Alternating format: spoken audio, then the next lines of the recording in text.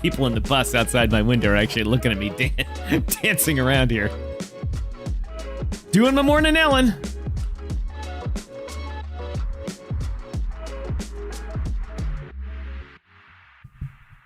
Good morning, everyone. Good afternoon, good evening, wherever in the world you are coming to us from. Thank you for watching DYOR Media. My name is Tom, otherwise known as Striking here in the digital media world. So glad to be hosting another episode of DYOR Live. Yes, we are live, ladies and gentlemen. That's why you get all the technical faults, all the gaffes, all the laughs, the gaffes and the laughs. Oh, I like that. I'm going to write that one down.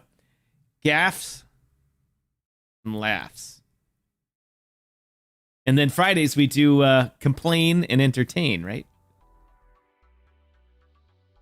Complain. See, I always ruin my intro. I have all these long thoughts in my head about how to do the intro. But I come up with new ideas. Anyway, ladies and gentlemen, this is also normally one of those parts in the show when I say good morning to my co-host Pedro. But once again, Pedro is late. I know I'll hear him come on in my ear in a little bit and be like, dude, I was in traffic. I was in traffic. and just like clockwork, Pedro says, I'm caught up with stuff. I'll be there in a few. We know that, Pedro. We know that. Who's here this morning? AI Wolf. The PH is his phone. Gotcha. Charles Jansen. Chuck's in the house. Let's see. Use this one in a while. There we go. You using the whole fist, Doc? Thank you, ladies and gentlemen. Using the whole fist there. Crypto Mike in the house. That's right. Oh, Canada. I leave for Kanukistan tomorrow morning. That's right, ladies and gentlemen. Back up to the Great White North.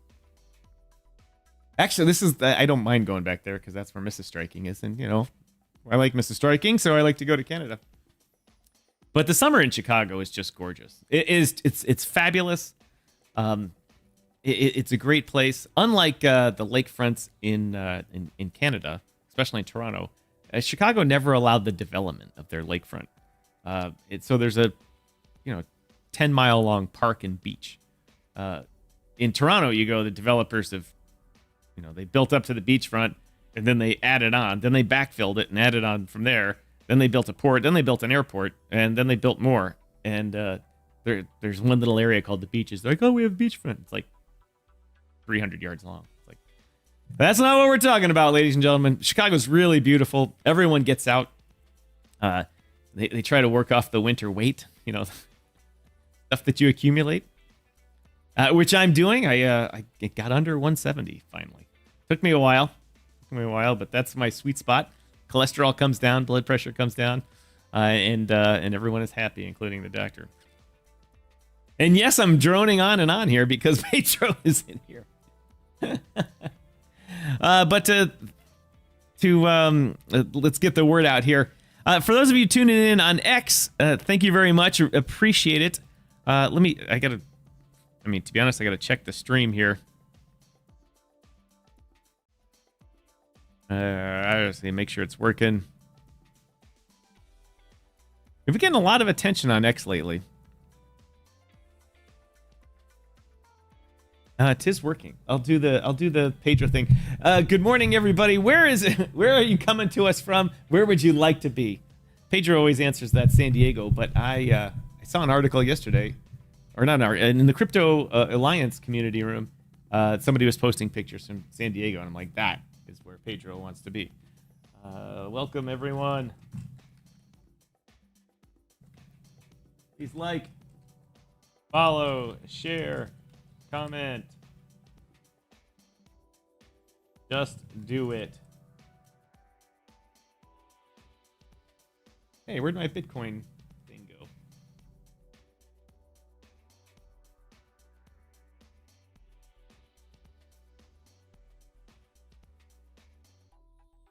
There we go. Welcome, everybody. You can see over my head here, Bitcoin is 61.6.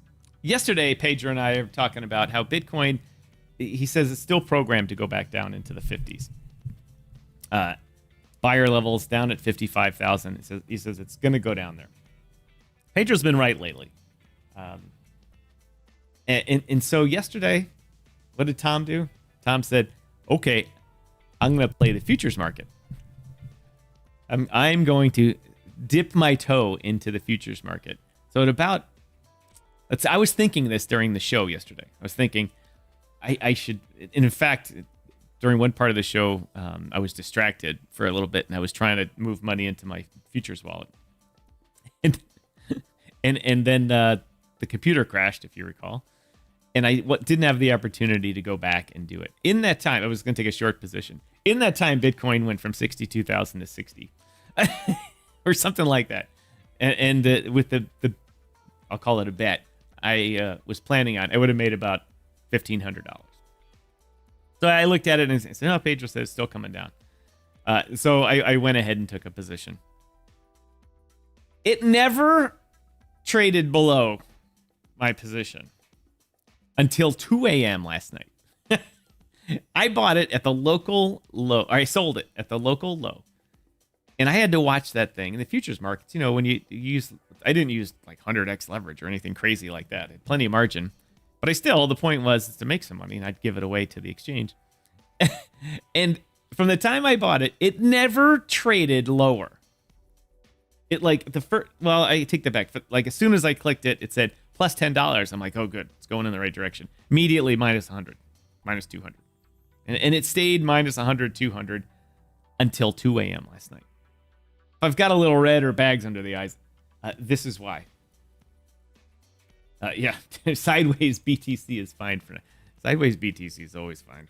A little consolidation is always good. But 2 a.m. last night, it finally took a little bit of a tanking, and it got to be up $50, and I just said close that thing out. And then when I went to bed, it went down. I would have gone to about plus 200 in the trade. But then this morning, it spiked back up to 60, almost 62,000. Yeah, 62,400 was the high this morning.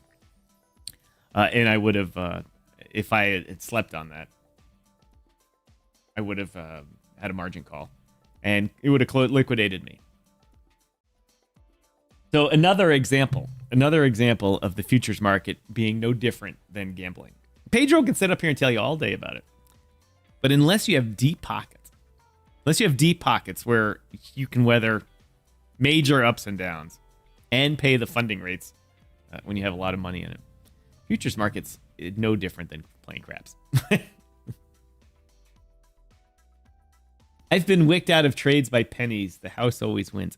I know. You know what? I know that troublesome because I was looking at the chart, and in my mind I've got plenty of margin. I'm like, no, there's plenty there. It can go from 60,000 to 64,000, and I'm fine. And then you look back in the history of the chart, and you see the buy. God, I got a reflection from the bus here. That's unbelievable. You look at the chart and you look at some of the buy wicks, and they would have tapped you out. I'm more than certain that exchanges do that. That they'll do a flash, like they'll say they got $5 million in cash, $10 million in cash. They'll do a flash buy and sell, clear out positions. I don't have any knowledge of that, but it just seems like that happens. Anyway, that futures market is so difficult. Is Bonk worth more than a Hawk? I got to tell you, I clipped out. I don't know if you saw it there. I clipped out the Hawk video from yesterday, and it starts out with your comment about Gensler not getting any Hawk. And then Pedro and I laughing because I said that he was giving it, not getting it. Oh, I love it. I love it. Anyway, while we're waiting for Pedro, put a Hakta and a Bonk together and you have a hell of a pair. I think you have a hell of a ride in the sack there, Chuck. Oh, and I didn't realize in the clip that I clipped out yesterday, it is when you said you're at your grandmother's funeral. It's on Twitter now. Welcome to everyone watching us on X. I really appreciate it. I never put this show into the socials. Give me a minute to do that.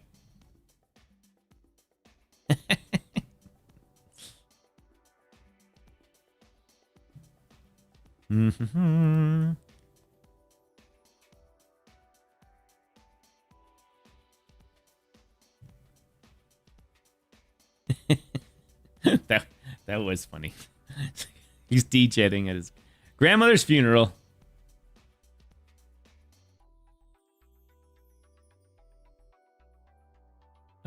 Let's see. How do I do this? Doing things on X flummox me, not because it's difficult, because it's a change in routine.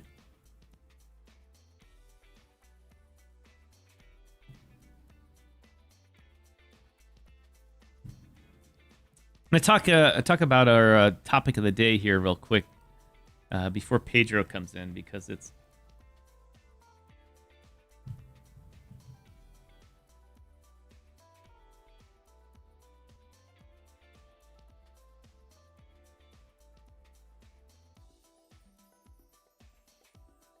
oh, I'm live in their room. Okay, let's see. Chuck googled after the graveside when I giggled after the graveside when I posted. Someone asked what I was laughing at. Told them I just made Grandma D-Gen famous.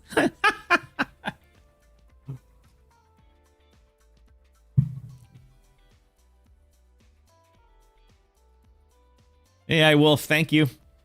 Hope things are going well. How's the Twitter account coming along? You getting that back? I'd do whatever you can to get those 50,000 subscribers back and not have to start from scratch. Once again, sorry for my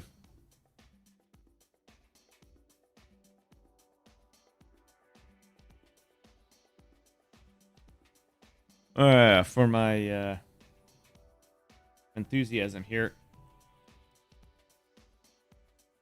Doing this myself right now.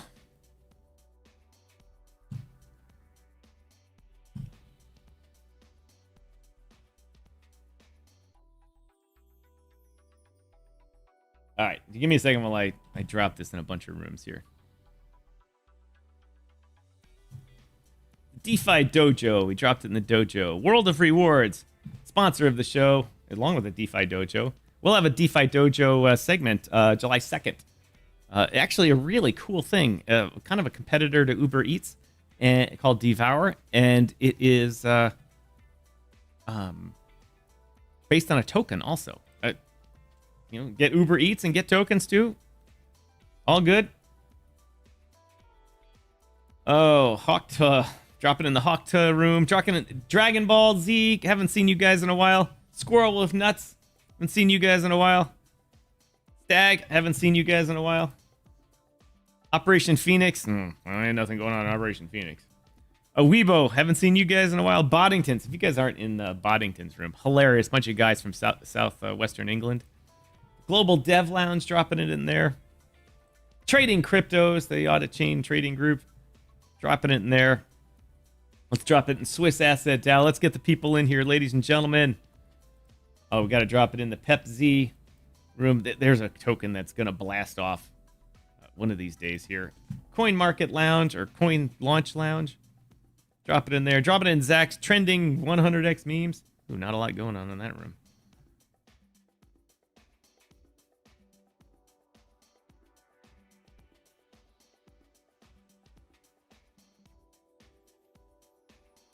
Where else should we drop this to get people in here?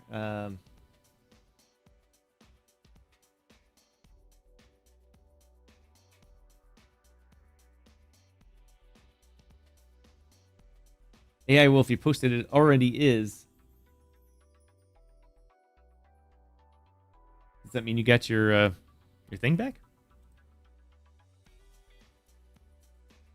All right, let's get on with the show here. So the topic of the day here today is Blast gets blasted. Just blasted. Blast is a level 2 chain that came about a couple of months ago, and it took hold with the Asian kids. And in fact, my old token that I used to be part of that started this whole DYOR thing called the DYOR token. Its intellectual property got stolen by a group of kids from China, and started a whole DEX called DYOR, along with our logo, our name, our graphics from our website, and all that type of stuff. And all of a sudden, people started buying the token. Someone bought $4,000 at once, and then sold it immediately. But there's 10% tax, so thank you very much for that. It was just going crazy. The volume on Blast was going nuts. And then they talk about an airdrop. Let me see if I can bring the article up here.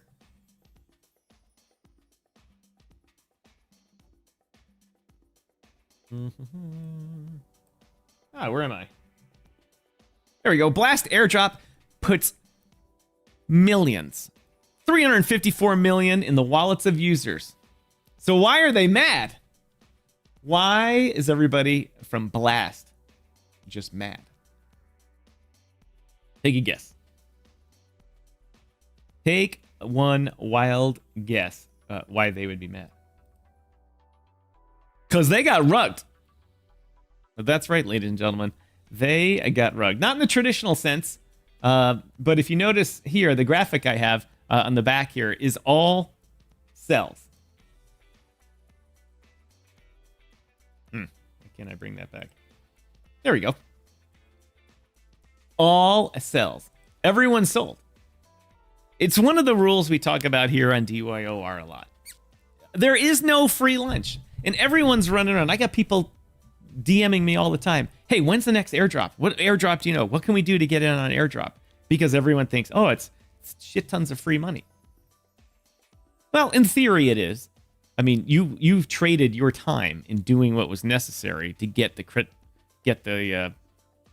wallet history, or using their chain or whatever in return for this. So you've actually put in your time to do it, and you think you're going to get like $1 million, and really you get the equivalent of a couple of $100. And then everyone sells, and they just jeet on you. Let's just go over this real quick.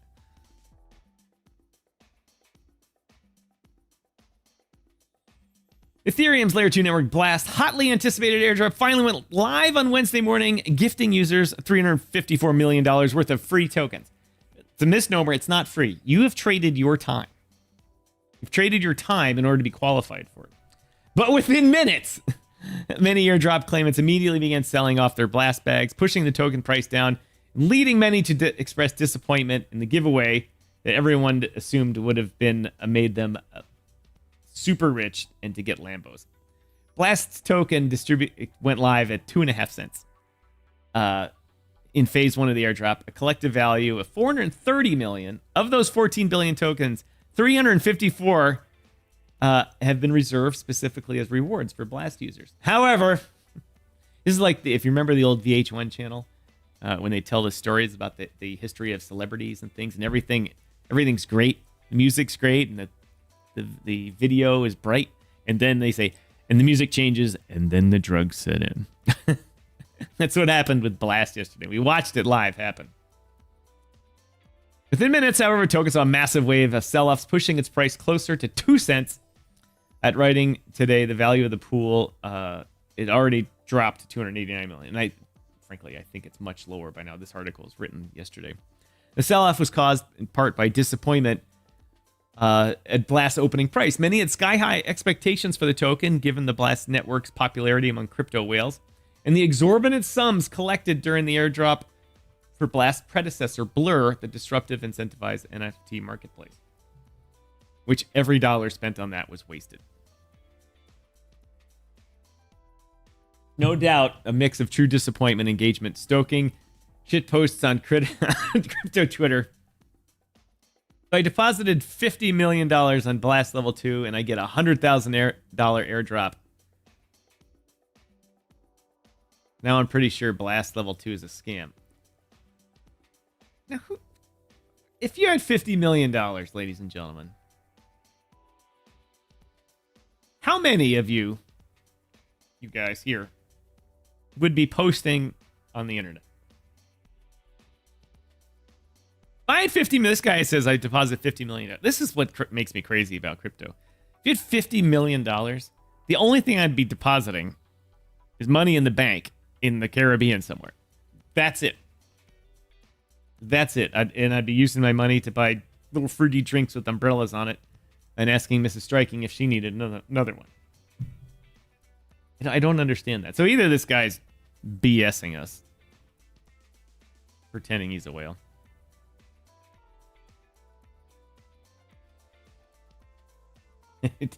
Dar Baby, welcome, Dar Baby. Thanks for joining us. Haven't seen you in a while. Thanks for joining us. Really appreciate it.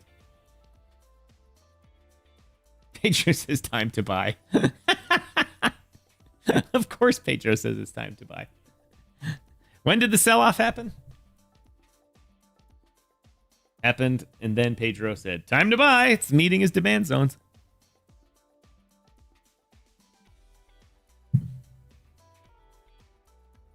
Well, that's a good point. If you recall, Richard Hart's thing, I can't even remember the name of it now. It's so... Pulse Chain. That's when everyone was waiting for the airdrop, but they sacrificed money. They sent money in to Richard Hart so he could buy more Louis Vuitton clothes. If you didn't see that episode, right, dressed up all in Louis Vuitton, it was a classic one. It was a great one. Mrs. Striking has a couple of like real Louis Vuitton things, but then obviously a bunch of fake stuff too. And I had it on like Richard Hart. I loved doing that. That was a great one. But anyway, Pulse Chain, high expectations. High expectations. People sacrificed, I think over $1 billion had been sacrificed, or some crazy number, whatever it was. And then like 2 years go by. Why is that doing that? And they finally have the airdrop. And the price rockets to zero as fast as you can drop a turd in an outhouse. I don't know where that one came from. But it rockets right to zero. Everyone's disillusioned.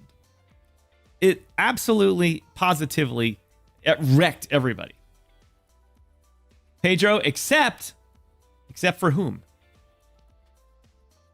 The people that bought at the bottom after it. And then a little bit later, Pulse Chain started going up. As money started trickling in, and the total value locked started growing, the value of their token started growing, people started bridging money in. All of a sudden, people that bought at the bottom are up 10x. 10x. And people that put liquidity in at the bottom and started farming that are making a fortune. The one guy I follow on YouTube was making $1,000 a day. $1,000 a day in providing liquidity to Pulse Chain. Pedro says the bottom buyer. Pedro, you and I are bottom eaters. Pedro, were you listening earlier when I was talking about my futures trade? Yesterday when you were talking, I don't remember where you guys came in. For those of you listening, I've already told this story. But yesterday, for you new people, Pedro was talking about how the market, BTC has to go down into the 50s. It's programmed. The buyers are all there. It's going back into the 50s. And I said, all right, Pedro's been right a lot. I'm going to have a little futures trade. And I bought it, and it only went below my price. I mean, I sold it. I went short. It only went below that price for $10 for 30 seconds. And then I immediately was negative $200 for, we'll say, 10 hours. It's 10 hours. It never, you can pick any point on the chart. It just randomly pick anywhere. And it never is the local top or the local high. Except when I do it. Now, Pedro, I'm not being negative. Just pointing out facts that happened yesterday. And so I tried the futures market. And it finally at 2 a.m. came back and I made $50 or something like that. Pedro, I don't know if you heard me talking about that earlier. But Pedro's been right lately. With good reason. And And so when he says things like, oh, time to buy Blast at the low, it's probably a good thing to do. Now, I have the scroller running here. This is not financial advice. It's entertainment. And as you guys know, this is pure entertainment. Crypto Mike, Pulse Chain confused me. It did. It confused me too. In fact, to the point where I was going to sacrifice. I had like, I think like $1,500. And Carmen Crypto, who's occasionally on this show, sacrificed also. And with before the airdrop and the way the numbers were going, her sacrifice, she was talking about it like, yeah, it's all of a sudden it's going to be worth $50,000 when they drop. And I was thinking I was going to sacrifice the same amount as her, and I'm like, oh Jesus, I missed out on 50 grand. And then it went down 99%. 99%.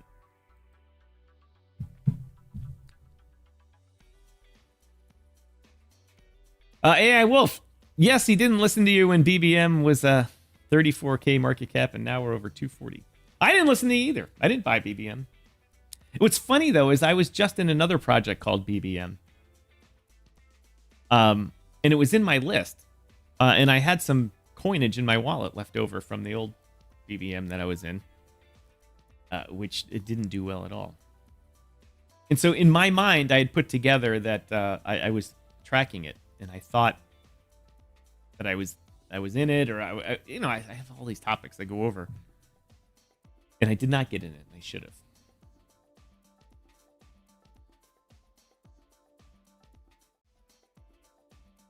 Should have a segment called Pedro Damas Makes Some Picks. Let's change up the music here. Somebody a couple of years ago referred to this track that's playing as some 70s porn music as someone who went to school in the 80s. 70s porn music. Something I know. Switch it to the yeah. Then we'll go to lo-fi in a little bit. Jojo, welcome to the house.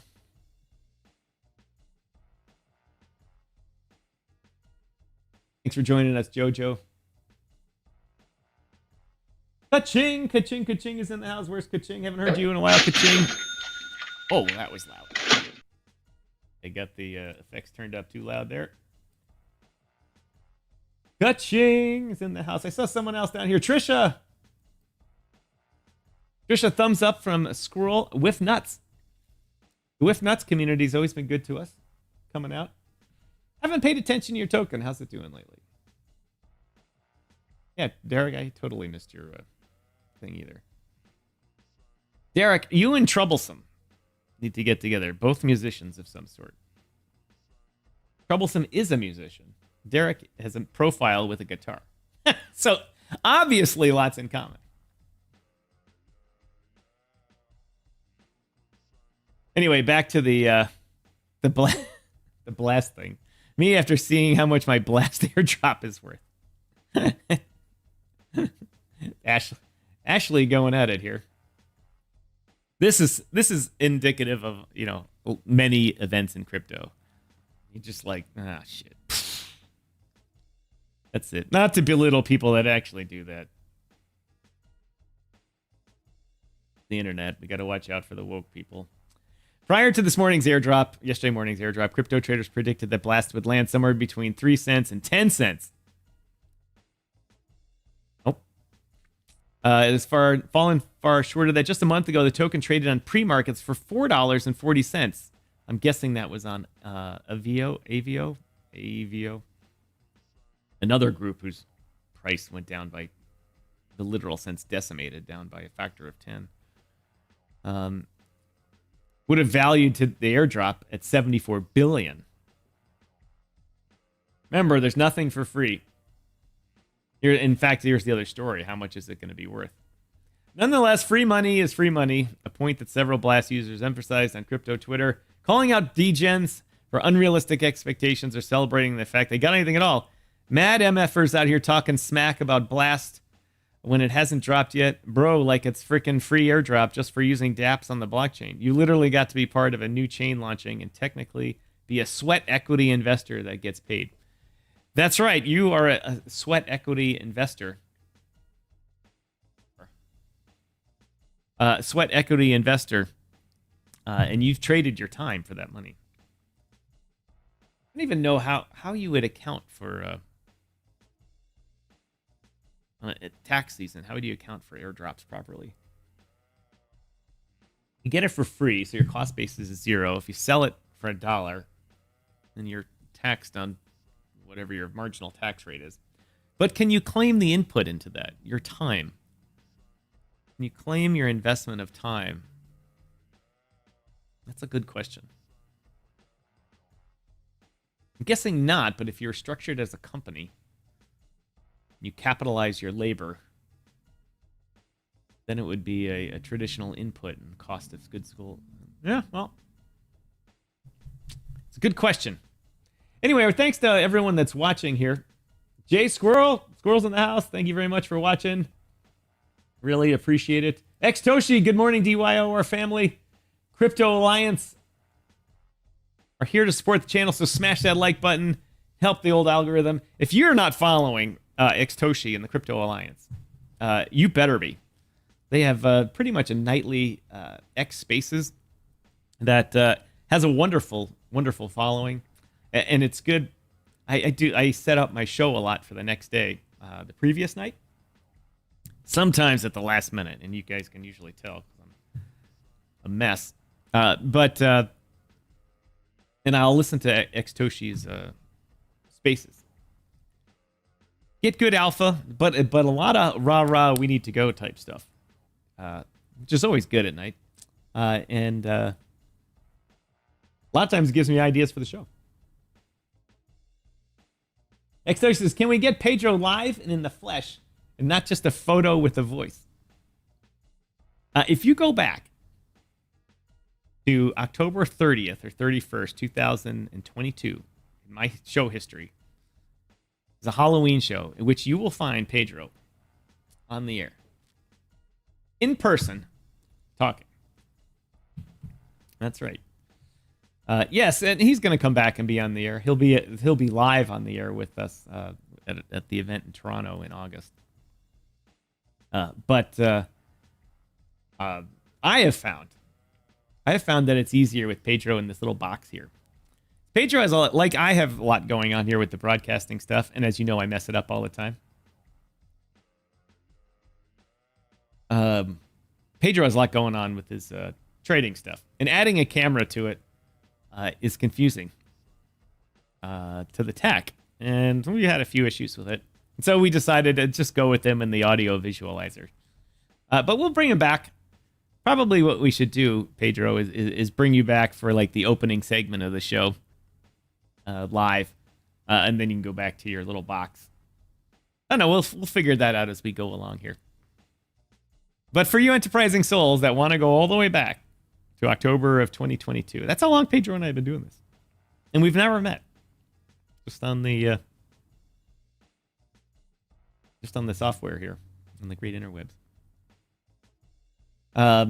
You can find him. I think maybe 2 episodes he was in, but for sure the Halloween episode of 2022. The picture is so impersonal. And it's a horrible picture of him. I mean, here I have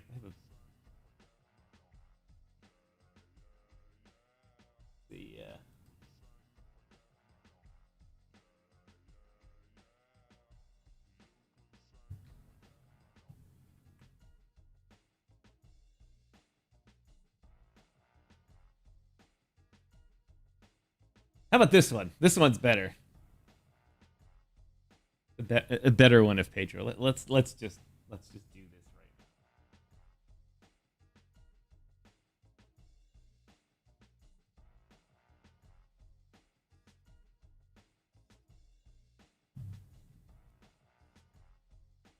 We're giving Pedro a tune-up here.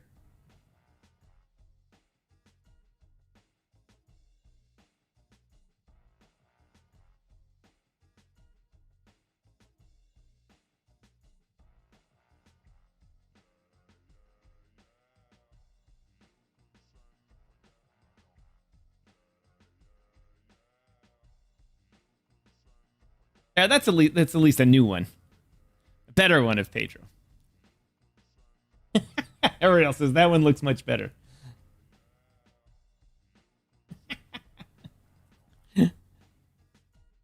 Pedro says we click like Legos and we're stuck together. Yeah, and then you step on the Lego and you're like, ow. Well, Pedro and I work together well. We have different mentalities on how we think about things. When we bounce issues off each other, we get a little different viewpoint.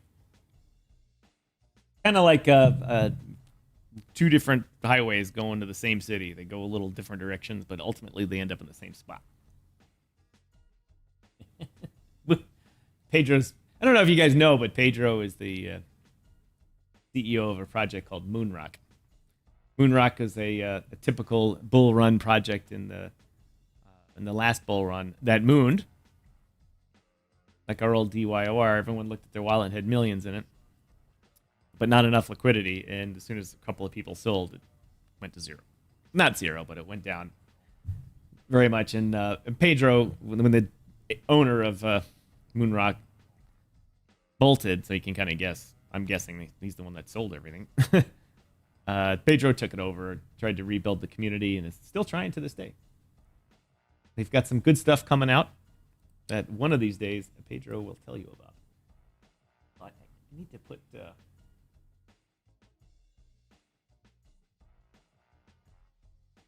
border on Pedro here.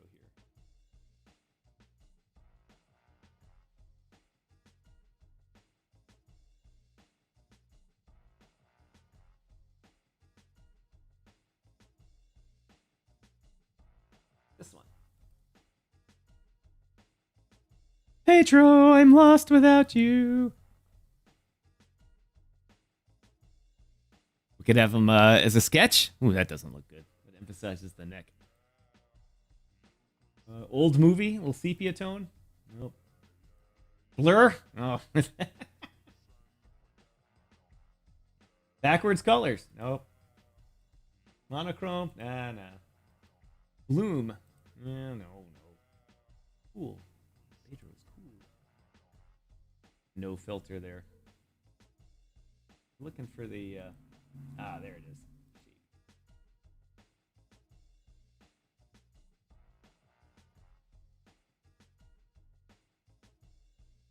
Blue there.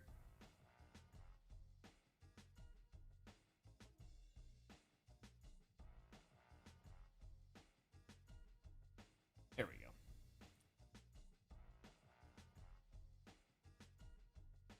go. Moon rocks are epic.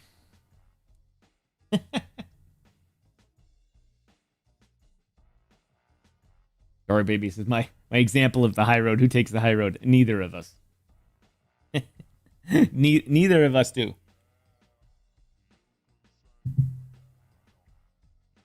All right, Pedro, let me know if you're coming in here, if you're gonna get home or not in time. I gave you a new picture and everything. Anyway, I don't think we need to talk much more about the airdrops. You all know the result of that. You put in the time, the effort, and it doesn't really pay off. Occasionally, there's the rare one that just kind of hits people out of the blue, and the expectations aren't that high. And most of those happened kind of, 6 to 8 months ago, a year ago, when the airdrop phase kind of really started taking off, and people didn't know what was going on. But and frankly, giving away things for free is one of the ways around selling securities. It's getting around the SEC rules because you're not selling anyone anything. You're giving somebody something for free, so they can't lose. It's impossible to lose money on something you get for free. I bet you Gary Gensler comes out one day and says, "Well, you traded your time for it, so that was an investment contract." So let me get to the other news that I had up here today. Oh, it reset. I hate it when a website refreshes in the background.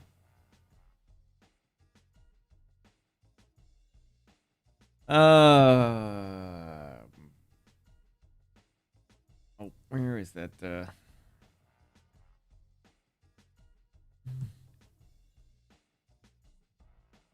Anyway, I had an article up here about stablecoins and their adoption around the world. The U.S. I thought it was in this feed. No, we'll just talk about it instead.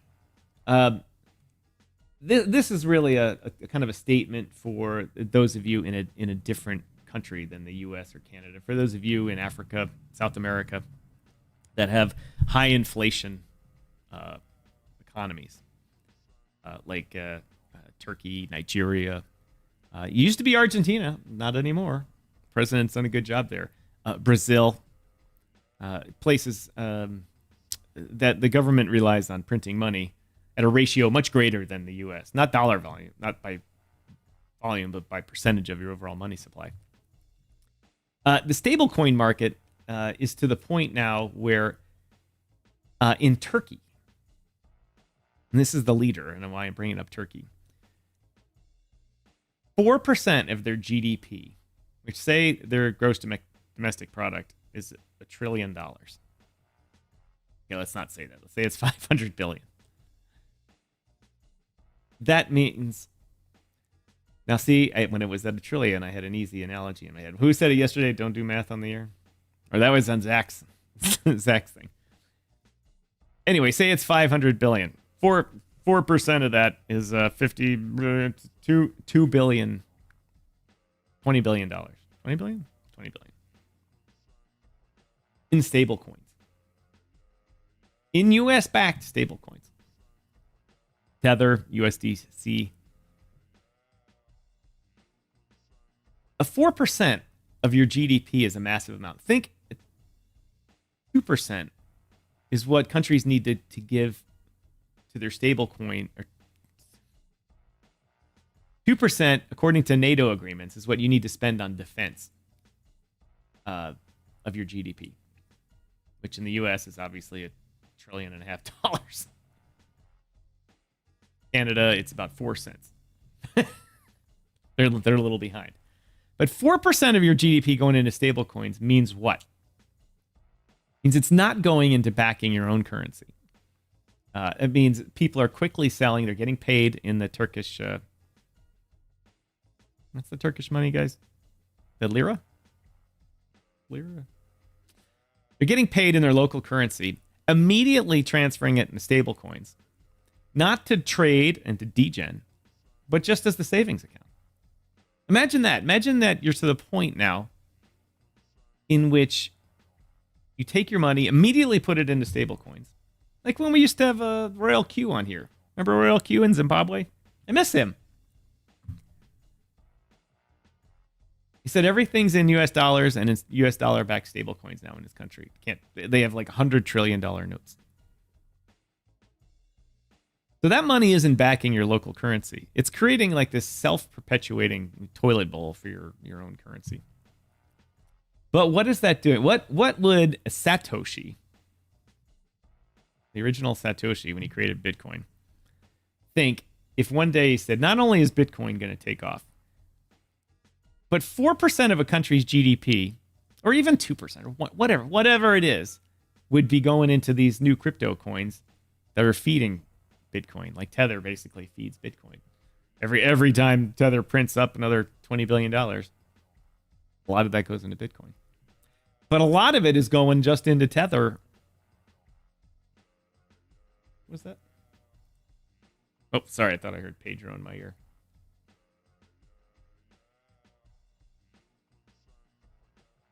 I got behind in my comments here. Uniswap was a good airdrop. You're right, Troublesome. That was a good airdrop. That was one of the ones that people had wallets that have been using airdrop or Uniswap for a long time. They did well. But once again, you paid them a lot of money. Like, Uniswap earns a lot of fees.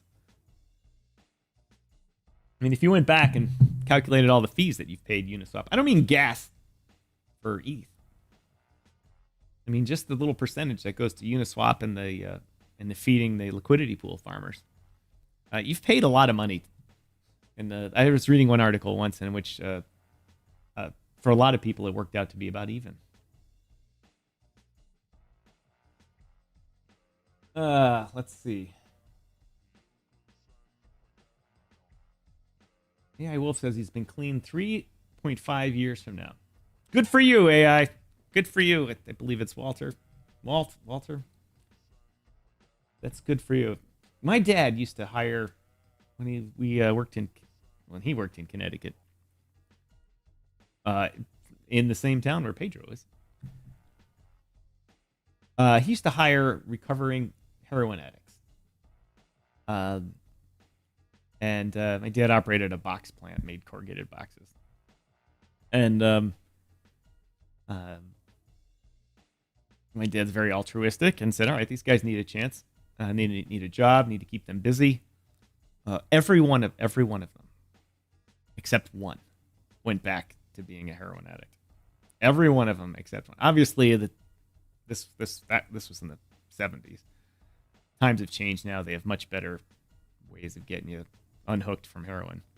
But another guy's name is Tom, was my dad's truck driver. Tom Hayek. He stayed clean.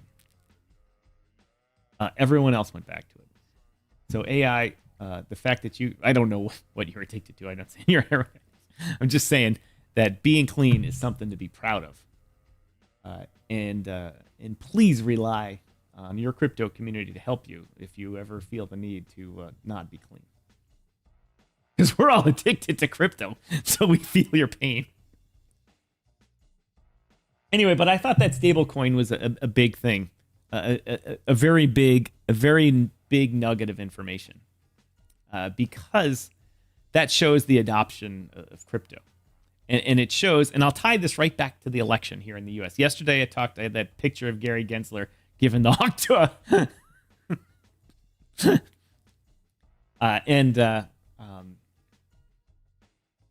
it ties it back, so that Elizabeth Warren, Biden, and their cronies, they cannot ignore it. They cannot say, no, you can't do this. If the whole world is switching to it, no matter how powerful the bankers are, how powerful the lobbyists are, they can't put this down and put it to bed. Pedro and I have this conversation all the time. Pedro, he frankly pushes me on the topic, I believe, to get me to talk more about it, which Pedro's good about that, to flesh out an idea. Why didn't Pedro disappear here?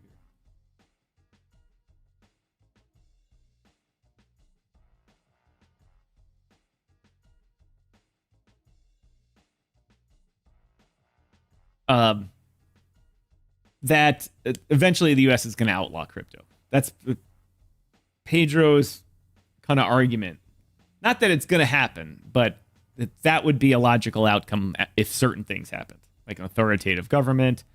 The bankers kicked out the regular businessmen and just took over the whole thing, something like that. And it's always my idea is that that's crazy. It couldn't happen. DeFi is here to stay. I mean, they'd have to say, if you use crypto, we're going to shoot you in the head, or do the killing fields thing in Cambodia. So it pushes me on that, and I get to talking about it, in which it's not possible that it's going to happen. But all of these other countries now, when people talk about BRICS, and they talk about, well, they're going to have their own currency. Everyone in these BRICS countries is using Tether now anyway. I mean, they're switched to stable coins. They can beat their political chest all they want. But ultimately, people vote with what? They vote with their money, right? That's what you guys do. You're degens. You gamble with your money. You put your money where you think it's going to do best for you. And when you're picking banks and picking where you're going to choose your money, do you even think about politics? No. And central banks do the same thing too. They say, what's best for us? Well, our economy's not that great, and people don't trust our money that much. Let's load up on U.S. dollars and gold. Do people say let's load up on Russian rubles or Chinese yuan? No, nobody says that. Is there a long line of people trying to emigrate and bring their wealth with them from the OECD countries, so the kind of Western countries, as you say, to China or Russia? No, it's the reverse. The immigration and wealth movement is from China to the OECD countries because that's where they can have safe money. And that stablecoin rise in the state use of stablecoins and the adoption in those countries is indicative of that. Oh, God, I keep getting behind on these comments. Crypto Mike says I've been clean for 3 seconds.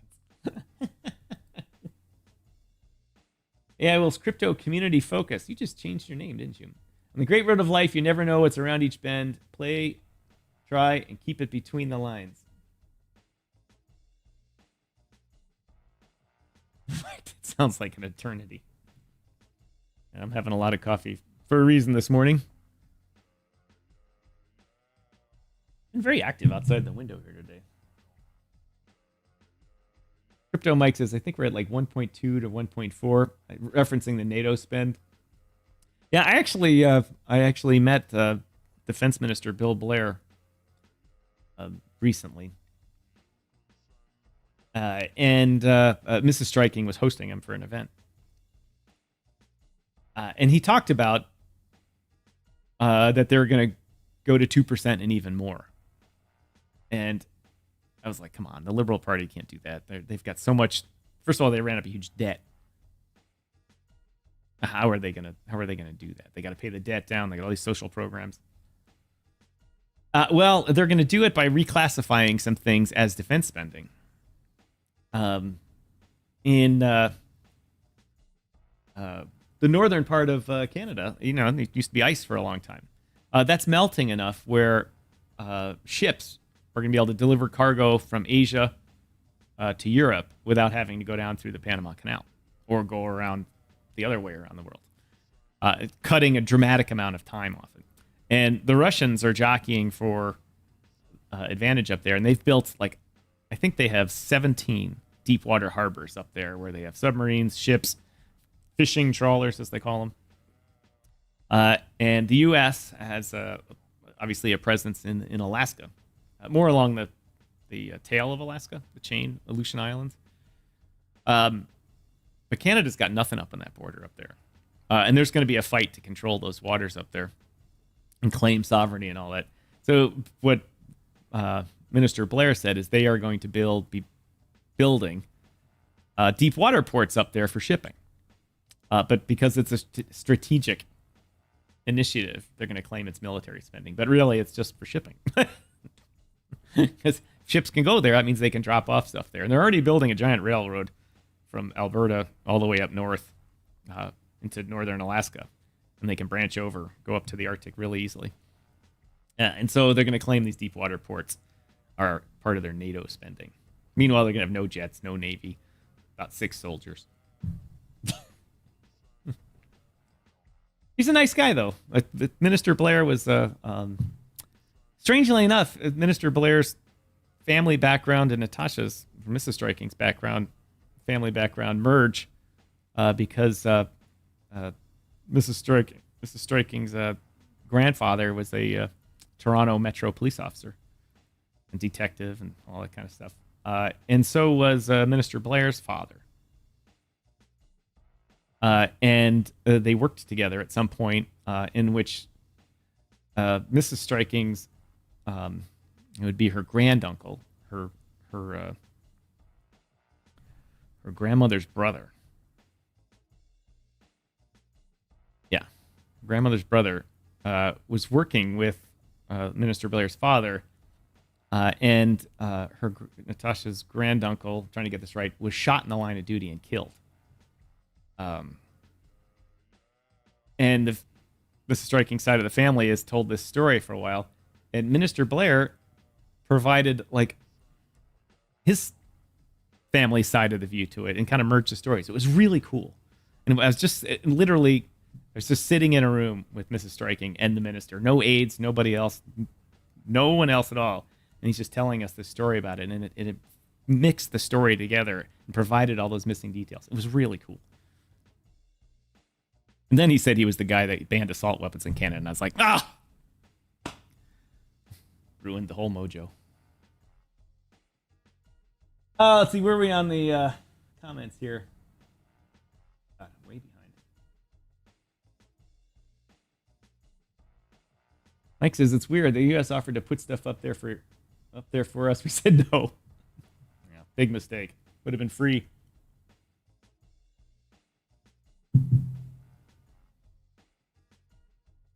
The debate tonight. What are your thoughts? Will crypto come up? Crypto's not going to come up. I don't see how. Biden can't even speak about regular topics. I don't even know how he could speak about crypto, of which he would have to ad lib. Imagine seeing Biden up there talking crypto. Oh my God, it would be hilarious. Let me see if I can find this picture.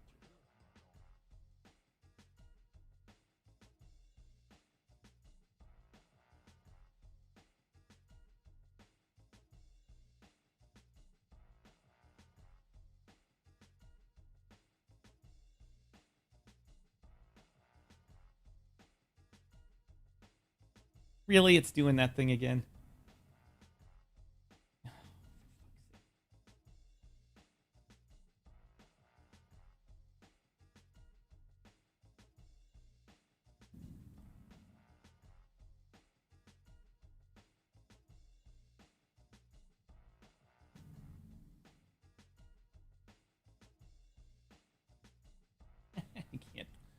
Can't find this picture because it's not working. I know you guys are thoroughly entertained today, aren't you? While I'm looking at this picture, I want to thank everyone that's been tuning in on X. Really appreciate it. Let's see what kind of views we get here on X. That's going to take away from me 5.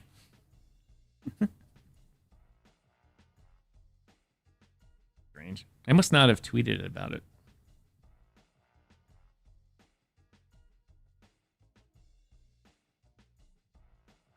Right. It's that picture.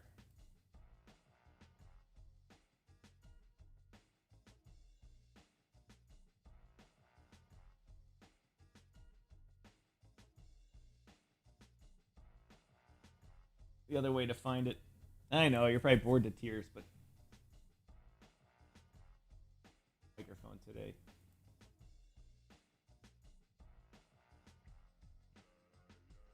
There it is.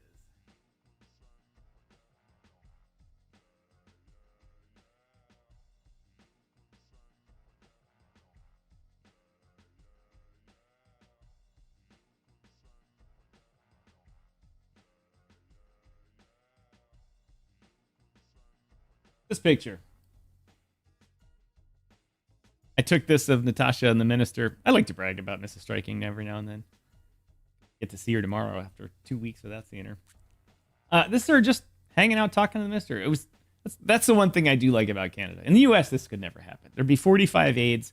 There'd be people, you'd have to, even in regular conversation, people would try to spin the answer on this type of stuff. And she's just having a conversation with them, talking about stuff.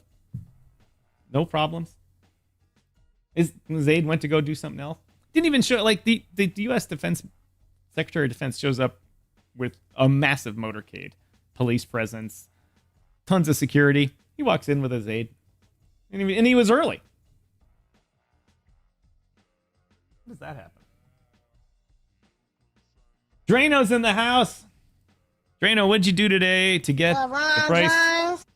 That's right, LeBron James in the house. What'd you do today to get the price of a NetZ up? Oh my God, ladies and gentlemen. Ladies and gentlemen, I got a noise in my ear. This. Oh, look at that. I turned poor Pedro off. Here he comes all the way to get back on the show. Gets home. And I have him off.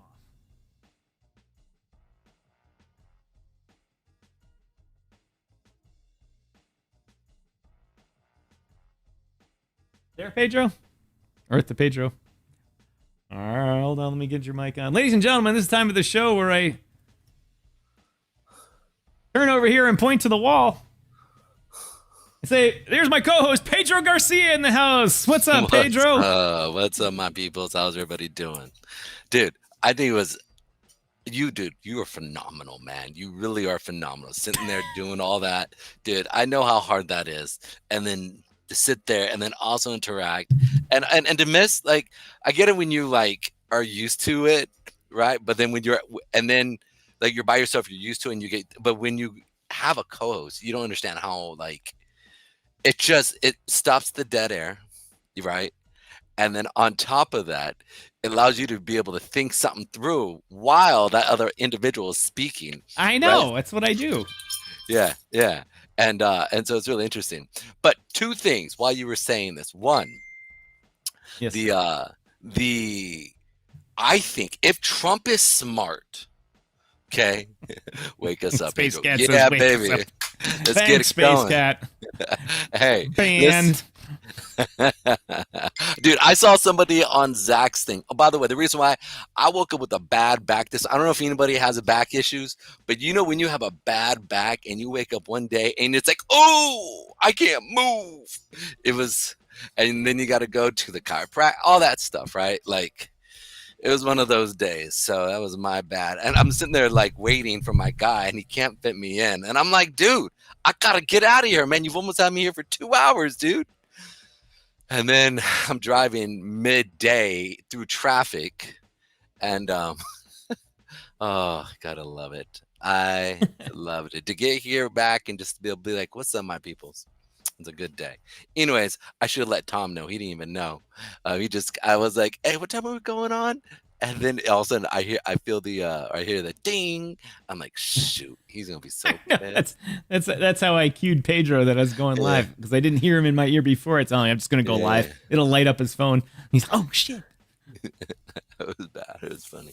Let's jump here real quick. One, I want to talk about the elections or the debates tonight, because if I'm Trump, I'm definitely bringing that up. And regardless of whatever because I mean, everybody knows Trump is a renegade, right? He's gonna do what he wants to do. So it's going to be really interesting to sit there and see, is he honestly going to allow Biden not to talk about crypto? Because the fact is this, we all know we are the swing issue. We are truly the swing issue. And the idea behind all that is, look, if I want to push him away from his, I mean, the reality of his next presidency, his next 4 year, I'm going to bring it up because that's what's going to keep people away from him. Right. So I'm definitely going to bring that up, whether it's on the agenda or not, and watch him scramble. And knowing Biden's, he's an old bull. You push him, he's going to push back. So right. I don't see him just backing off going, oh, well, regardless. And his handlers are going to be coming up going, but dude, do not go here. And he's like, I got this. And he's an old man. So trying to tell an old man what to do is like trying to tell a kid, 2-year-old what to do. Exactly. Like, I got this. Exactly. So it's going to be real interesting. And I know, he's a master tacticianist in regards to what he does and how he does it. That's how he became famous, right? Art of the Sale. He understands people. He knows how to goad people. He knows how to frustrate people. He literally plays the art of seduction in the relationship to political as well as TV interactions with personalities. He's a master at it. So I can't see him not doing that with Biden. And Biden's going to stumble. I really do think he'll stumble, or his handlers will come in, or unless they've actually prepped him for this. Well, what he needs to do is one of the things he did last time that was actually pretty good when he told Trump just to shut up. Do you remember him saying, he just turned and says, oh, shut up. Yeah. And that was the feeling that much of the nation had with him, with Trump. And he's just like, oh, just stop regardless of whether you like Trump or not, literally everything he says is a complete joke. And the way it comes out, and he's like, I remember one time he goes, I know the Bible. Nobody reads the Bible more than me. Oh, dude. And how can you make that statement? There are people who study the Bible every day of their life as their job, as the way they live their life. Yeah. And for a businessman to come out and say that, who spends all of his time campaigning and having sex with porn stars, to make claims like this, and people go, "Oh yeah, I know, yeah." Yeah, it was actually. Can't wait to hear what he has to say today. It was very frustrating. It was very frustrating. Real quick, I want to go over the trade we made yesterday so that we can we can talk about that, because this was a I heard you talking about this earlier and I wasn't here. And so this is one of the first things I wanted to address today. So originally, when we got in, we went to the hour candle. This is important because when I looked at this, we're like, well, where would you get in, and how would you play this? So I want to make sure we understand what the premise behind this was, because obviously if you were in this, you got stopped out if you didn't hear the full what I had planned. So remember, I talked about T1. T1 is the most important thing to me. It is what always allows me to make a little bit of money, while at the same time, that's T1 is first target. So remember, we got in right here. The market had just opened up, was the new hour, and the market had started to come up. Now, normally, I wait for something like this, where the market sells off, goes below a moving average, and then I want to get in on the kind of like the retracement, right? Everybody knows about the 8 pullback, right? And so if you're a trader, you understand that. So I would normally play something like this as it's green. And typically I'm looking on this candle at the 9 o'clock candle, as you can see right here, to get in right here because of certain setups that we had. Now we had from here, but we didn't. So this was the candle, which is the 10 o'clock candle while we were on air. I said, well, what we could do, this was really important, right, is we want to place our stop originally up to here, right, which was right here above this high, right? And then once we went a T1, so our thing, what we wanted to do is I wanted to put it above this candle right here, right? And once we made a T1, which I reduce my my risk on this trade by bringing it down so that I can capture my T1. So you can see here, T1 is 125% of my risk. So my risk was, what was it, like one, would have been 61,367 to 61. So what is that? I'm trying to think. Why is my brain blanking? About 100 points, I think. No, wait, what? 367, 667. So about 300 points. Okay. So I'm looking for a little bit more than 100%. So 100% would have been about right here. And then 25% of that would have been about right in this level here. So we're talking about right here, which is our T1. So within the first couple hours, we hit our T1, our first target, right? Then we saw it start to base right here as it started to sell off. Buyers came in, right? Because there was enough sellers stepping in where you were able to see the buyers step in and now be able to push it up. You saw an increase in buyers right here because the sellers started selling off. Then they basically consolidated and pushed back up. So we would have made our first target. You would not have had, we would have brought down our risk down to either here, which is right above where we would have been looking to get in.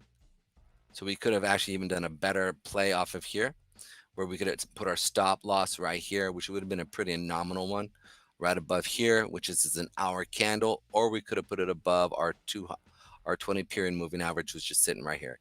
Either way, this is how, if I was to coach us, this is what we would have been doing here, so that we can make sure that we capture, 3 or 4 hours of a market drop. So that's what have been it. And then, all right, let me go over with what I did, and you tell me where I went wrong. Okay. First of all, when you were talking about this on the air, I'm busy doing on air stuff, right? Yep. And so leave your chart so I can draw on it. Okay. Draw away. Let me get my drawing too. So we were talking about it, and right about here, right in here is when we were really talking about it. And you're like, it's going to go down into the 50s. And I'm like, well, all right, might as well put a short in. I haven't played the futures markets in a while. And we're bringing BidFi on. So I thought I'd, load the account up and do some things. And by the time we got done talking, in fact, I was starting to do it on the air, but when my computer crashed. And so by the time the show ended and all that type of stuff, it's already down to here. Okay. And so I'm like, all right, I missed that. But, just like this one down here, it's gonna go into the 50s. So, and I've got time. I'm not looking for the, I'm not in it for just 10 minutes, like a high leverage trade for 10 minutes or something like that. Right. I was only doing, I think I ended up with 14x. I was trying to do 2x, but it ended up 14x. Ooh. But I put the order in right about here where I drew this line here, and it briefly. What time frame you got on there on that chart? This is an hour.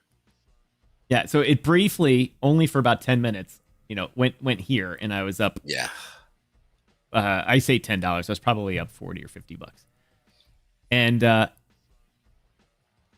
I stopped looking at it, and then it for the next until 2 a.m. This is 10 hours here. That's a painful trade. 10 hours. I'm staring at the computer, and lots of bourbon later. I got to tell you, I'm ready just to capitulate because I can't leave this overnight because my stop was it was at 63, 62, 4 or something. 62. Oh wow. No, it was like 62.4, bro. Yeah. Yep. It was right in there somewhere. 60. It was in the 62s. And I said, and that was only if there was a massive God candle that would just throw me out. And so I was like, all right, I'm getting ready to go to bed. And all of a sudden, the big sells came in, and this candle came in here, and I went positive $50. I hit insta close, and went to bed. So it was a profitable trade, but it took 10 hours of my life. Like all evening, I'm like, my daughter was here. I'm like looking at the computer. I go to use the bathroom. It's on my phone. Like, man, that futures market. And I don't know if you heard the open, but I was like, man, it's gambling. It really is. Listen. If you don't have a lot of money to weather, you need to have a lot of. If you have a lot of margin, you can make a lot of money on futures. Well, here's the thing, and this is what I teach, right? And this is one of the things it's really important, right? I do not get like I said, I would not have got in at this level here. I would have got here up in this level, right? Because here my stop is a stop that will hold. Certain places you can actually gauge when your stop is going to hold and continue. Most likely, and now here's the point. This is an important part. Like I said, and Tom, next time you get into a trade, just don't jump into a trade. Let's communicate. Okay. I didn't just jump into it. We were talking on the air about it, and you told me everything, and I was like, okay, I'll do it. So, but here's the thing. So this right here, as we were coming down on this level, this started to sell off, right? We saw this selling off. At the end, remember I talked about, what's the primary thing that I talk about? Demand. The wicks. The wicks. By the end of our show, we saw that there was a big wick had come in. So it was sold off, and it came back in. So this was communicating to us that buyers are stepping in, right? Then the next one. So this trade right here, I would have been out of this trade right here or right here. Okay. Like this is the right where I got trade. in. Yeah. Yes. That's what I'm saying. Because the key is everything in trading execution is the most important thing, not fundamental. Execution is the most important thing, not fundamentals. So yes, this thing is most likely going to sell off. You see how there's no demand wicks here, right? And you can see as we're moving up, seller wicks are stepping in, okay? So for me, I'm looking at that. That's what I'm looking for, and multiple other things. So do not jump in unless I sit there and kind of give you, all right, look, this is the area that we want to get in. Because it's the execution that makes you money. Thanks for watching, the DYOR baby. Enjoy your nap.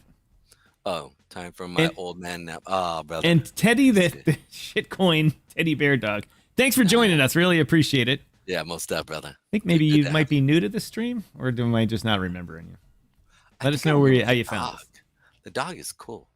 I'm a dog lover, so I love pooches, man. I'm all about that. So, but the key is, and I bring this up, is really important. Look, execution, you can't just jump into a trade, right? Because you're trading against the smartest people, right? And so they typically will see, right, when the market is moving, right? So it's coming up, it's stopping out everybody here. Look, remember I talked about if you were going to put your, and you did what I told you to do, you want to put your stop here. But once we push past, right, where we get our T1, okay, we bring our stop down. Right, which I would have communicated around here, or around here. Come on. This is the area where I would want to have got in or put our stop at, so that your risk is very small. Okay. The most important thing is your risk management. Risk management is how you make money in any type of trading. I don't care.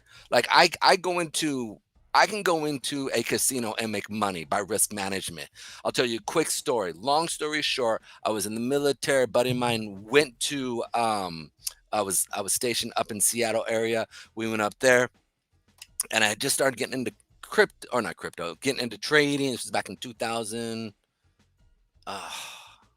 No. Whatever the year. Yeah, I can't remember. But he sits there and he tells me, like, hey, dude, like, he was blowing cash, and I think I brought $50 in just to play with it, right? Just to see what would happen. You know, I was gonna play like, 20-cent slots or whatever it is, right? And literally, I go over to, he goes to the roulette table, he starts playing, and for whatever reason, I remember just being like looking at, going, what? Like, how does this work? And he goes, oh, you put your money on it. And what drew me was, well, which one has Roland, the thanks really for joining best us. Really odds, appreciate like, it. statistics? And he goes, well, this was a 50-50. This is a 30%. This is, XYZ. And I'm looking at it and I'm going, okay. And so all of a sudden my brain goes, law of large numbers. There's a lot of people that are here. And I said to myself, And I basically went in, and he gave me he lost a bunch of money, brought like $2,000 or $3,000 in, lost a bunch of money. Yeah. And, but he was having fun, I mean, Right. And so the funny part behind all this is he goes through and he gives me some money. He goes, dude, here's like, $200. I said, all right, cool. So I took that $200 and I turned, I think, in like the $600 or $700 over a period of like 3 hours, trading what I do. It's a trading strategy that I use for risk management. And in short, he grabs it. He comes back after a few hours. And he goes, "Dude, are you done?" And I go, "Nah, man. I made like $700 here."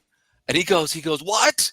He goes, "How'd you do that?" And I go, "Oh, I'm And he looks at me. He's just like, "Bro." So he goes, "So I was about to get in on I call it a trade, right? I was about to get in on a trade, and on the table." And he goes, "How positive you think that's going to go?" And I go, "Well, from statistical standpoint, I have probably like 66% chance of that hitting that number, but don't put a lot of money in. It's all about risk management. That's how I built this up." And granted, it's his money, right? So he grabs the rest of the money and puts it all in on what I had, right? You know how this is going to turn out. No, it turned out good. It hit right, because it was all timing, right? It's a lot of it is timing. And here's the problem. You've got to be able to hold on. If you don't understand what the mushroom, right, or excuse me, the marshmallow test is, you need to go understand. If you cannot take the marshmallow, you will be a good trader. That's it. And so he made his money. We were all happy. He bought dinner, and I threw me a couple $100, right? Because I made him cash. But it's all about timing. And in this trade, we, like I said, and if we go back to the video, I said, okay, I would rather get in on this candle right here, but this one will do. The key is to make sure that we get in at a point where we can reduce our risk. So originally it's going to be right here. Right. But then we want to either move it to here and or right here.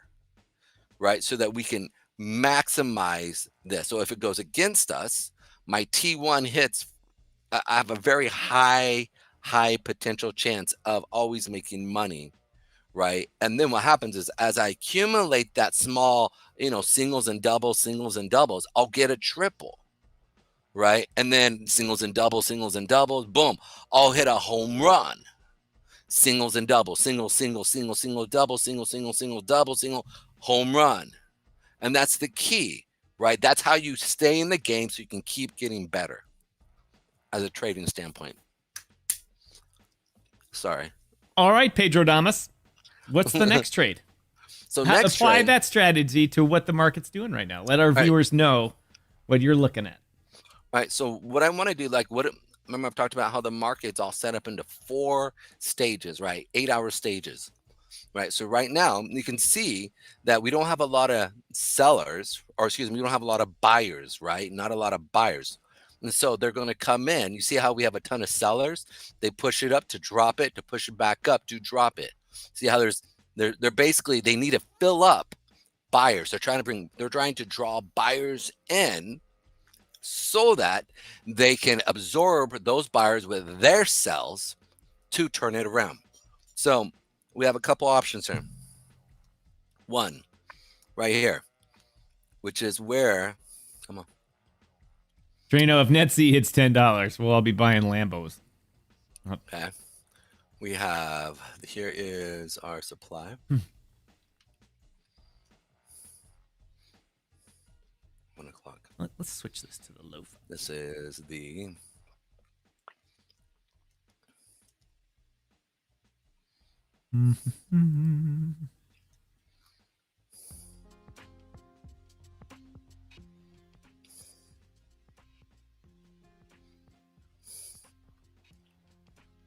Just turn the lo-fi music on. Let me know if it's too soft or too loud.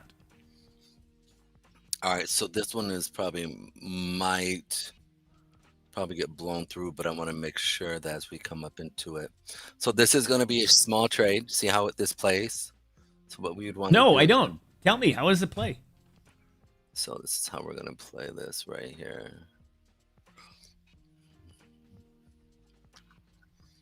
We have that right here. We have 50. Okay. So what I'm looking for is to come into this zone right here. The zone right here is between, this is a 8-hour zone. Okay. Yeah. And it looks pretty to me. Okay. So one of the things I want to see now is it come in, right? When it comes in, I want to see big green candles. Okay, big green candles that come in with no real buyers on the bottom, no buyer wicks. So that means that it should. So what you're saying is that you're not going to go long now and then sell in that zone. You're going to wait to get to that zone and then go short? Is that what you're telling me? That's exactly what I'm going to do. So this is, now again, this is a probability. Right. Okay, this is probability. I play probabilities. There's a reason why I told you the story of me trading in the casino. I meant, right. I don't know what to call it. Gambling, you know, and like I said, I had a high win ratio. Actually, there was a guy who was actually watching me. And then when I was young, I should have been paying attention, right? You know, when you're young, it's all about you. You don't think, you're not altruistic. You're not thinking about anybody else but you. All right. So do you see how this shot up here, okay, into this level and then drop down? Okay. This is one of those things that I'm looking at going, okay, I want to see something like this. See these big green candles? Yeah. Something like this when this comes up into this level. Okay. Or kind of something like what's being created right now, higher highs and higher lows. But it's really important for me to really look at the entry into our zone. All right. And as I find this, as I see this coming in, I will utilize the moving averages and my zone to let me know when it is a good time to get in. As we're moving in, I want to see a big push up like this. So I need to start seeing this go up. Okay. And as we come into this level, I don't want to see any, yo, that's blaring really loud in my ear. I'm sorry. Sorry. Are you okay? I don't want to see any demand wicks as we're moving up, right? I want to see just pretty much every, you know, kind of like this, as you saw this right here, right? Boom. as we're moving up. See how this area right here, no demand wicks, no demand wicks, no demand wicks. And as it started pushing up, you saw how people were putting in the sellers. The buyers were being absorbed by the sellers as it was moving up. And so that's what I want to see when this is moving up here, right? Our first target, okay, is going to be around this level here. Okay, this right now will be our risk for right now. Okay, between here and here. If this comes up and the high, let's say for example, let's say this zone was right here. Actually, you know what? There's got to be a zone right here. So give me a second. All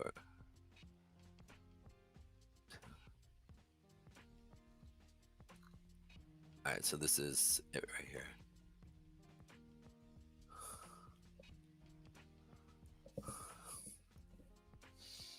Boom. Boom. All right, so this right here is the zone. Come on. And there's a lot of stuff I'm not telling you guys here because this is proprietary information that I'm giving. So I'm letting you know now, like this is because of my trading coach, and I've talked about this already. Out of respect for him, I don't give the goods. All right, so but this is right here is where the zone where this came off at. So let's go to a smaller time frame here. So you saw it came into this zone, right? And then we sold off. Okay. So in that same sense, as I'm coming into this level, right, my risk would be around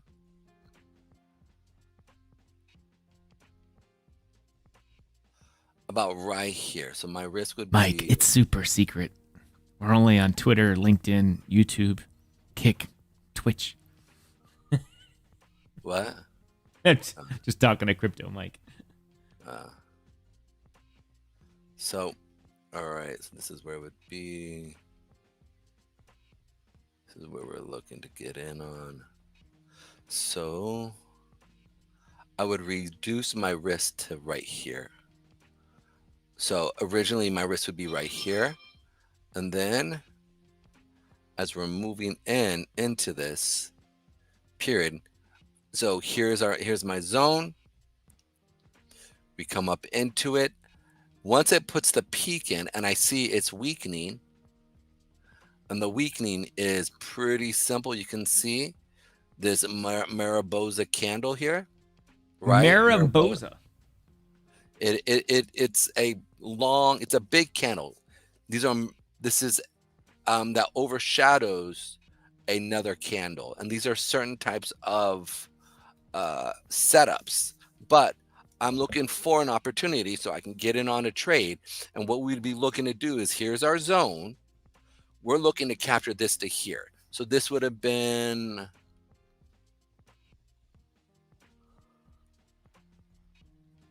this trade, it would have been right here. So this is it looks like a 9-to-1. So this is a 10-to-1 risk. Right now, we keep the same amount of money. This is important to understand. We try to risk the same amount of money. So let's say I only want to risk 200. So if my account can only risk $200 a trade or $100 a trade or $50 a trade, I need to make sure I set my leverage to the risk level. Meaning, like if my leverage, like you did a 14-to-1, I would immediately exit out of that trade immediately. Right? Because my risk to reward would have been totally thrown off compared to my what I have in my account. Right? I can't handle that. If it stops me out, I can't handle that. It's too big. It's too big, which is what she said. So so chill. God, we haven't gone to the gutter yet today, and here we are, ladies and gentlemen. Here we are. All right, so what I'm looking to do is capture from here to here. My T1 is going to be right here. Okay, so my first target is going to be 1.25. So boom, or 125% of a runway. So we go from here to here, which would be right here, right? And it's a simple run from here to here. Then the rest is cake. I'm looking to capture between here. I know that this is going to at least run down to here because there's no demand wicks.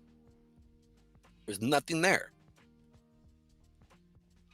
Okay, so I know that I can capture that quick run with a small risk to come down.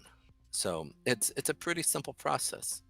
It's not actually.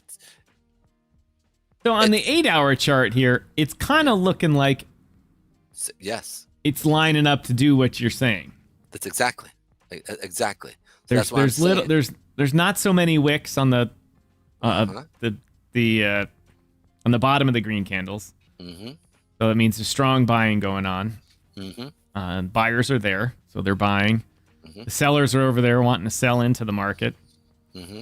And so it's likely, probability says, going to go up to your zone right there of 64. Right. What's that? Well, our zone is right here. 62.5. Right. So this is our zone right here for this next trade. This is an 8-hour trade. So it's as important when you place this trade that this area needs to be at your risk level. So if that's a 0.2 leverage or a ×2 leverage, right? You need to make sure that you do not trade this beyond your risk. Do you hear, Tom?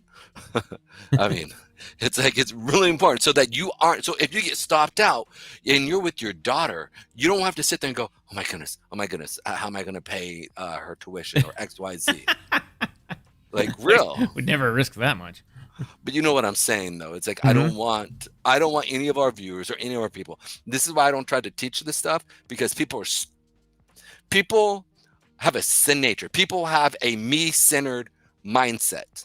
Regardless of how altruistic you are, Sam Bankman-Fried was a good example. Very altruistic, giving billions or hundreds of millions of dollars away, right? And the man, we all are messed up. So it's really important that you don't get caught up with this. It is a systematic methodology. Thank you. Methodology in which you can systematically, at small increments, make money. Like singles and doubles, single, double, single, double, single, then potentially third base. You got a triple, right? And then you might hit a home run maybe twice a week. But over a systematic period of 6 months, a year, you can grow your account to a 4x, 5x, and you're like, that's it in crypto. Listen, if you're doing a systematic growth mindset, okay, all of a sudden compound interest will take care of itself. That's it. But you just work it at single, doubles, single, double, single, double, third place, single, double. And I mean, as we all know, Ricky Henderson made his money by making it to first.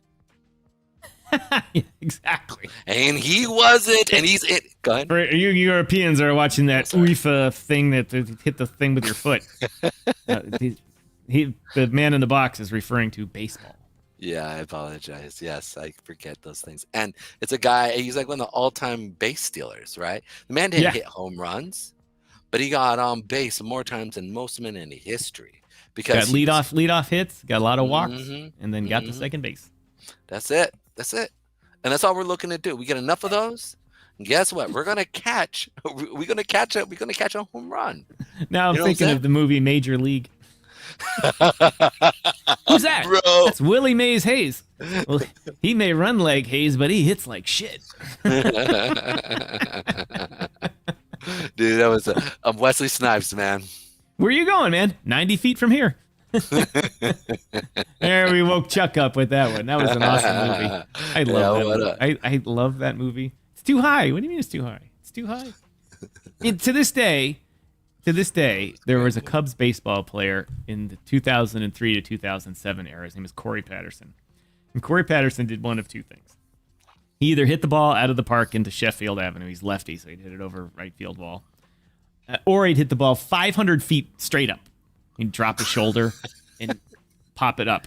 And every time, me and all the guys that I sat around with, he'd say, drop and give me 20.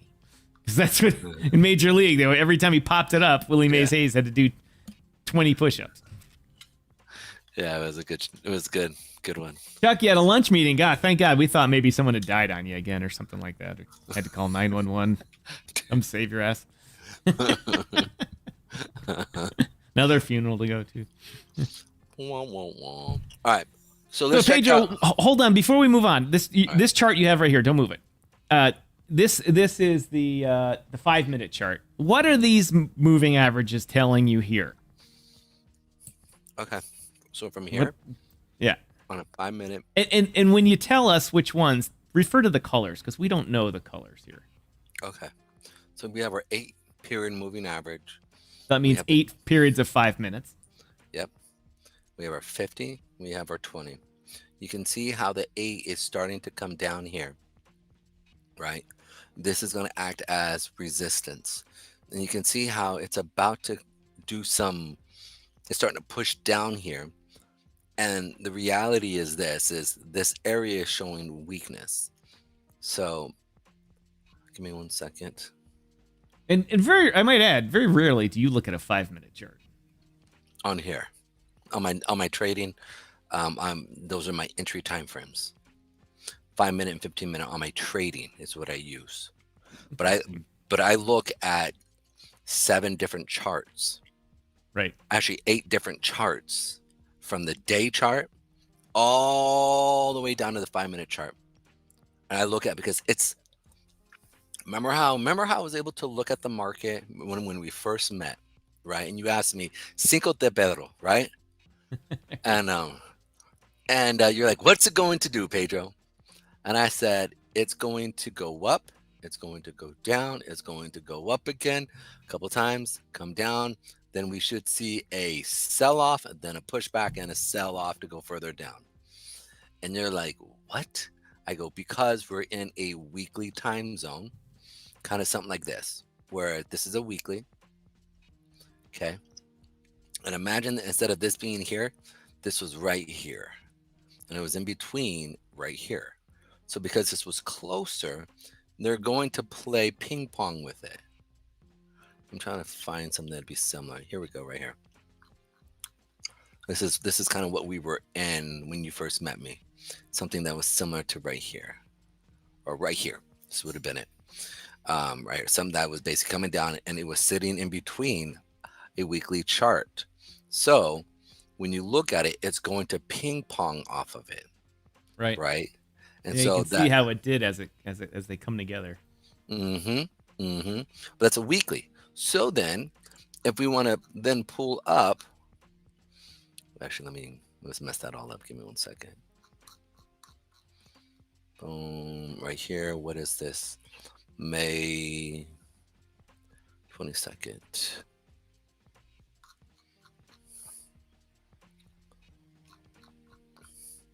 I'm just letting you guys know this is worth thousands of dollars, just so you guys know. I'm serious. Well, hopefully the sponsors will come through then. All right, here we go. Why am I not seeing it? March, April, May, June. Here we are. Okay, so something like this. This would have been May 12th. You can see how it was ping-ponging off of, and up here is where the higher time frame where the 20 was, and down here was where the 8 was at. And so it was ping-ponging off of it, and it was establishing a position to push back up. That's it. It's in a nutshell. This is where, like, I'm always looking at. This is when we talked about the market being overly heavy back in August. And we should see a sell-off again. This is, this right here is when October. This is the drop that we saw. October 7th was right here.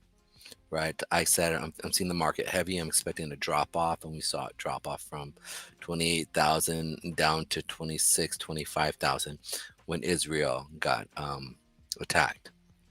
Right, and then we saw the market. Everybody sold off because Israel is really huge into crypto, and everybody sold because everybody was freaking out and we're going into the shekel, and then it pushed the market up. Right, they oversold it, and yeah, exactly. There were deals to be had. Yep, and then institutions bought it. And a lot of the Middle East are, as we know, Dubai is heavily in crypto. So that's where we sit now. So in that same sense, we're seeing something similar here. Okay, and let's look at the daily chart. Daily chart is hitting our 8-period daily moving average. Okay, so this is why I am more bearish The, right the here. purple is your 8-period. Yes. Okay. And so as we're seeing this, we can sit there and go, okay, most likely this is going to go down because of certain indicators that I figured out. Now, the next thing I'm going to do now is kind of cycle through my time periods. So boom, I have a 50-period moving average. This basically lets me know that it's weak. And I cycle kind of through everything. I basically line up lines. And then what I do is I go through and I'm looking to capture in this zone here when it starts to show weak. But it all depends on if it looks like this, I'm looking to short. If it looks something kind of like this, I'm not really looking to short. Right? Because most likely, like, this is not going to, it's going to. How do you work through the conflicts in the charts then? Because the one chart, it looks like your example, like, yeah, it's going up to your zone up there, and the other one, it's like, oh, it's going down now. It's hitting the resistance of the moving period average. No, because it's putting higher highs, higher lows. Look, higher high, higher low, higher high, higher low. So for me, it's not, and it's just simply kind of building. It's the sellers taking up the sellers. Now, mind you, we got to look at the macro and the micro movement together. Right? Like I look at literally, 5, 6, 7, 8 charts, right? Seeing what's happening throughout the day. So this is what I'm looking. So I reconcile with, are we putting higher highs, higher lows, or are we putting lower highs and lower lows in? That's it, right? Like here, we're putting in higher highs, right? I'm not going to go against a higher time frame. We're literally in an area where it wants to go down. Now, once we get above that 8-period with volume, it changes everything. But you can see right here, we have higher volume of red, and then it's just kind of consolidating. Even though this cell is red, they're just trying to push the market up into the higher time frame supply area to drop it, is what I'm looking at. And if I'm wrong, I'm wrong. But my key point is if I'm wrong, I want to be wrong to the least amount of money as possible. Exactly. Right. And when I'm right, I want to capture the furthest. So my first target, I always make sure that I'm good. Then my second target, I'm looking for it to go far. And then my third target, singles, doubles, and triples, right? And then a home run. If I see that if we're picking up momentum down to the downside, I'm going to move my third base maybe to home. I'm going to try to turn and make it to home for a grand slam.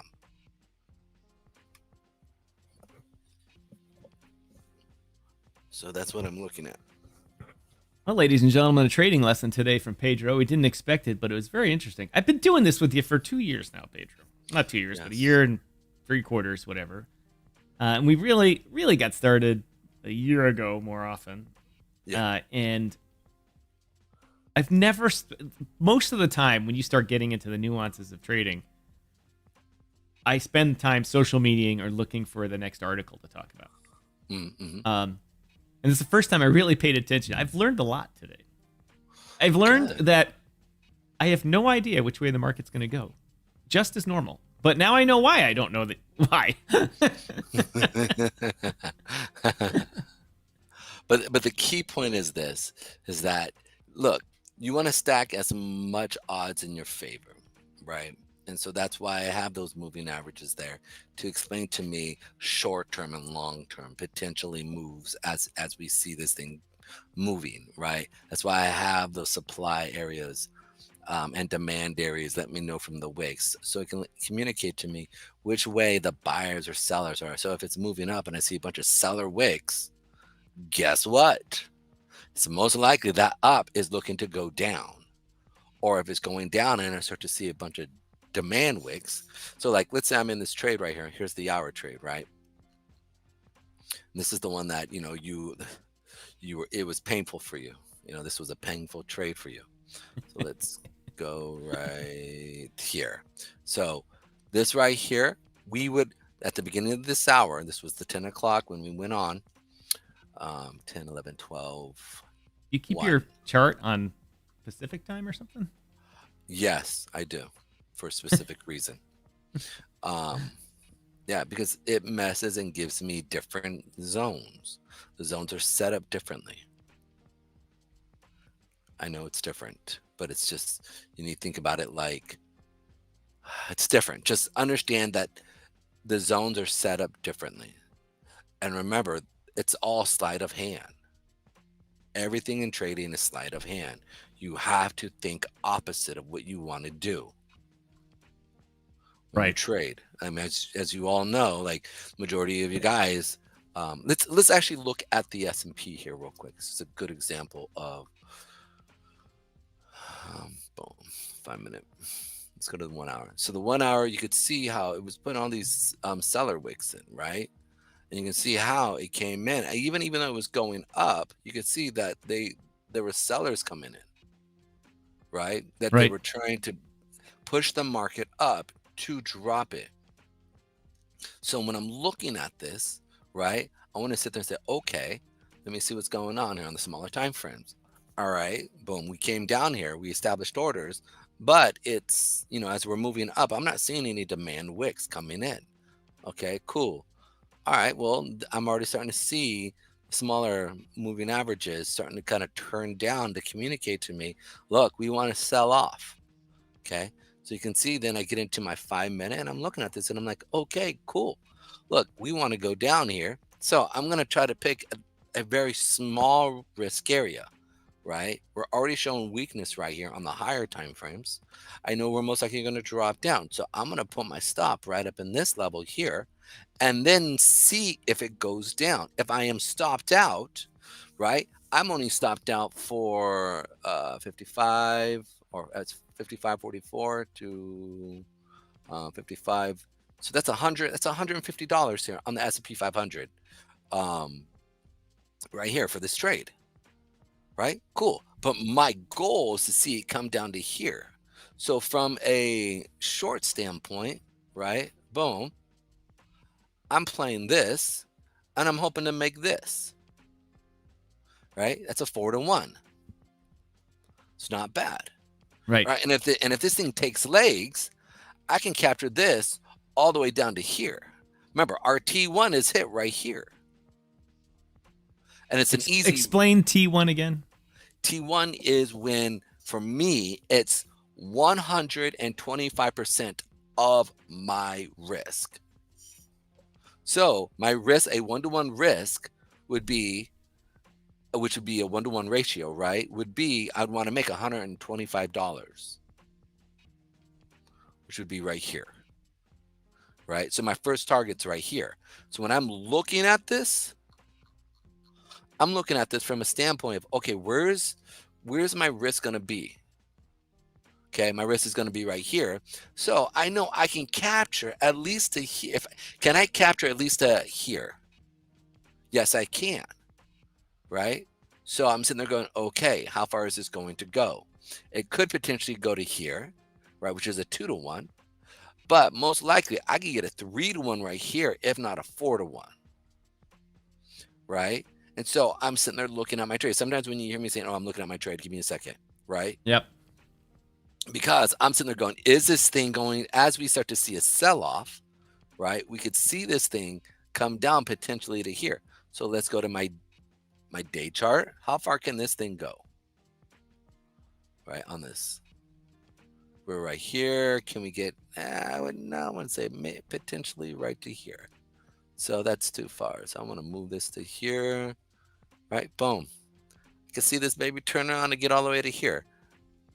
And the key is, and if my stop area, if I miss that stop area, I do not try to chase it. Do not chase a trade. Sit there and make sure you are dogmatic. Remember we talked about the marshmallow, right? Right. You have to have good willpower.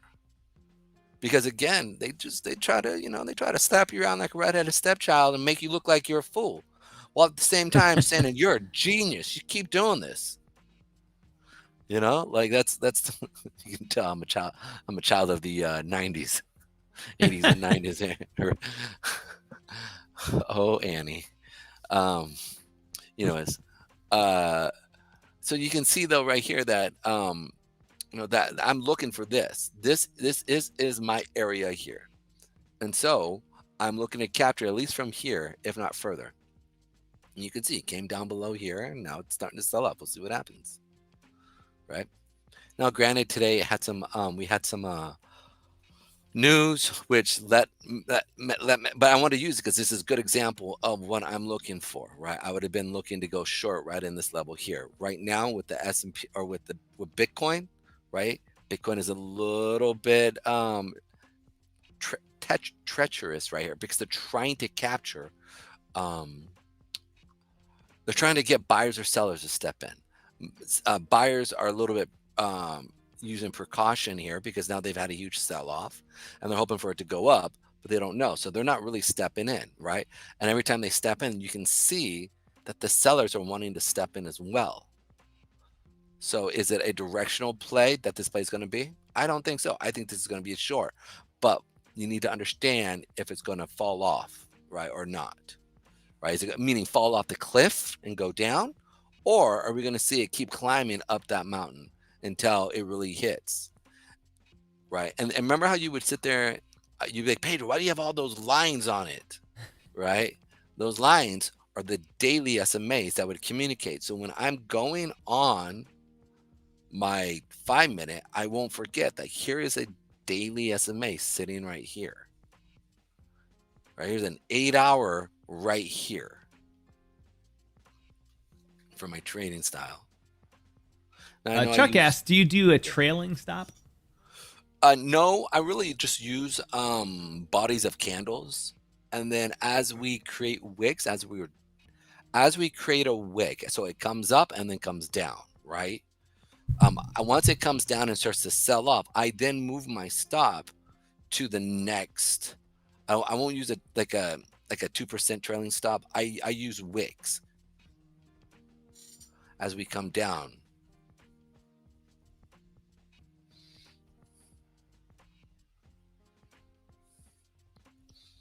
Yeah.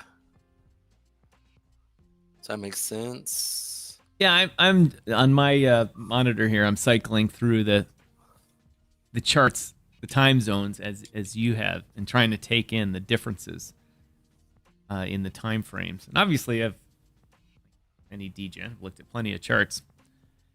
But trying to, when you're thinking of probabilities, do you look at one chart and say, "Oh, that one's 4 hours says it's fitting right into a 66%, win ratio," and then you look at the 5-minute hour chart and you're like, that's a disaster. Yep. Yes. That's exactly. And so what you need to do is you need to wait until a lot of these line up. Like yesterday when we saw the sell-off, right here. Yep. We went, where was it?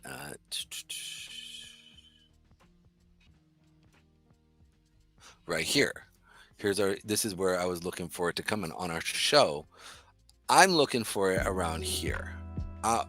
Potentially here. This would have been really like this area, this sell-off and pullback. This area here for me is a nice area. Potentially, we're going to here and even further down because of certain setups here that I look at.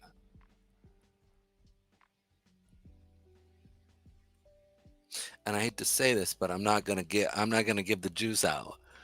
Just I can't. You got to do what you got to do, Pedro.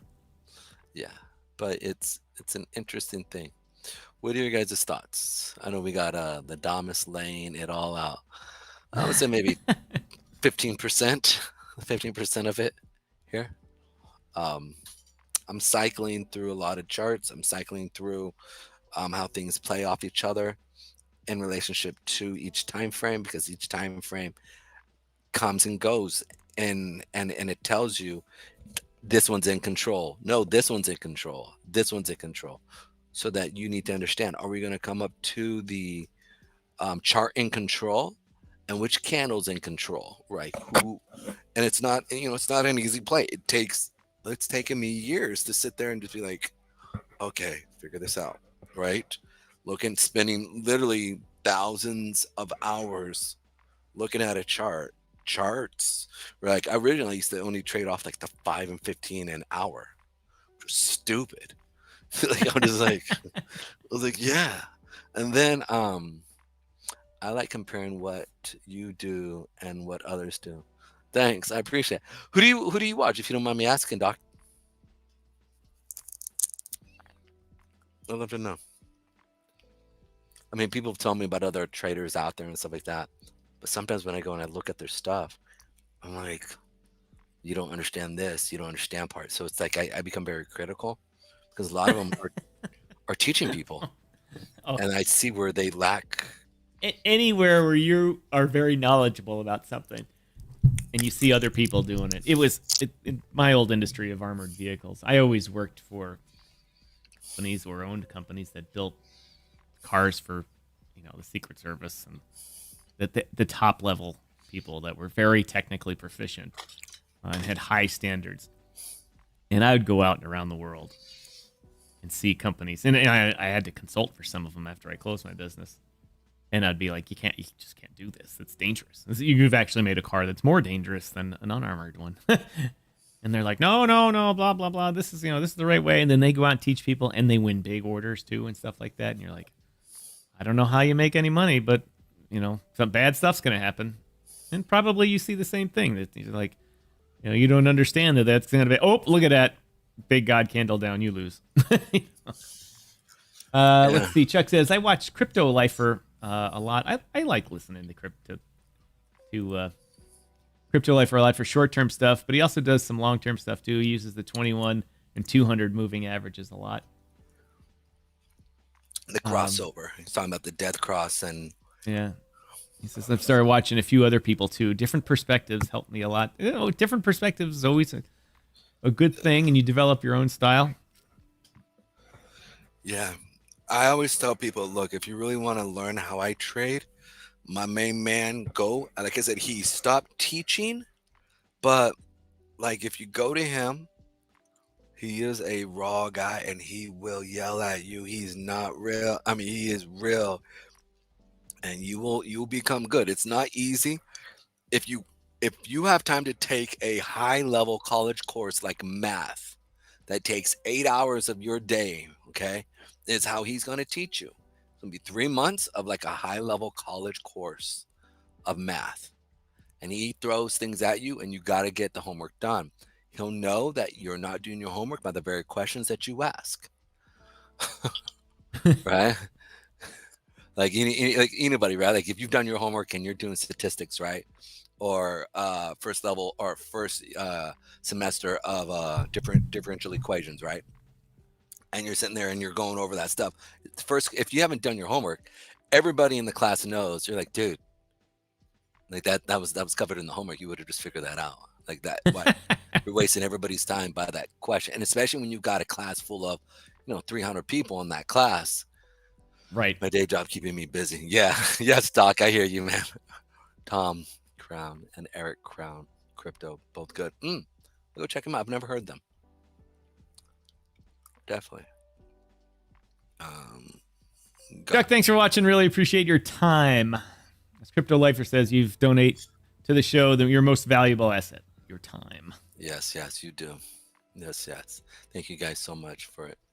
But yeah, that's why I do broad market here in the on the show, because I know that people brown market, broad market. My past stepping in there for a second. Broad market, bro. Broad market. So that's why I typically look at the monthly, weekly, and daily, because it gives more. It's just a very much higher chance of things happening, because the institutions are playing All right, these. do me a favor. Bring up the 4-hour chart on Bitcoin. And I've got a different one open here, and I want to. So what I'm looking at in the short term here, just in the past 12 hours, is now I'm going to draw on your chart. Is maybe whiteboard's not working. There's no demand. I mean, there's no these three green things here. There's no wicks on the bottom of them. There's no Circle them. I can't. My whiteboard decided to stop working. Okay, so these right here then. So these right here is what you're talking about? Yeah, on the bottom of it, there's no wick. Yes. What do you call those bottom wicks? Demand wicks. Demand wicks. Yep. And it's because the buyers come in, or no, it's sold. Why is the demand wick there? Not. I mean, they're not there. In another candle. You mean the supply wick here? Like, or you mean over here? Because in that time frame, the price got as low as that, but by the time the time frame closed out, it was a higher price, right? So buyers came in and said, "Okay, it's low," and brought it up. Correct?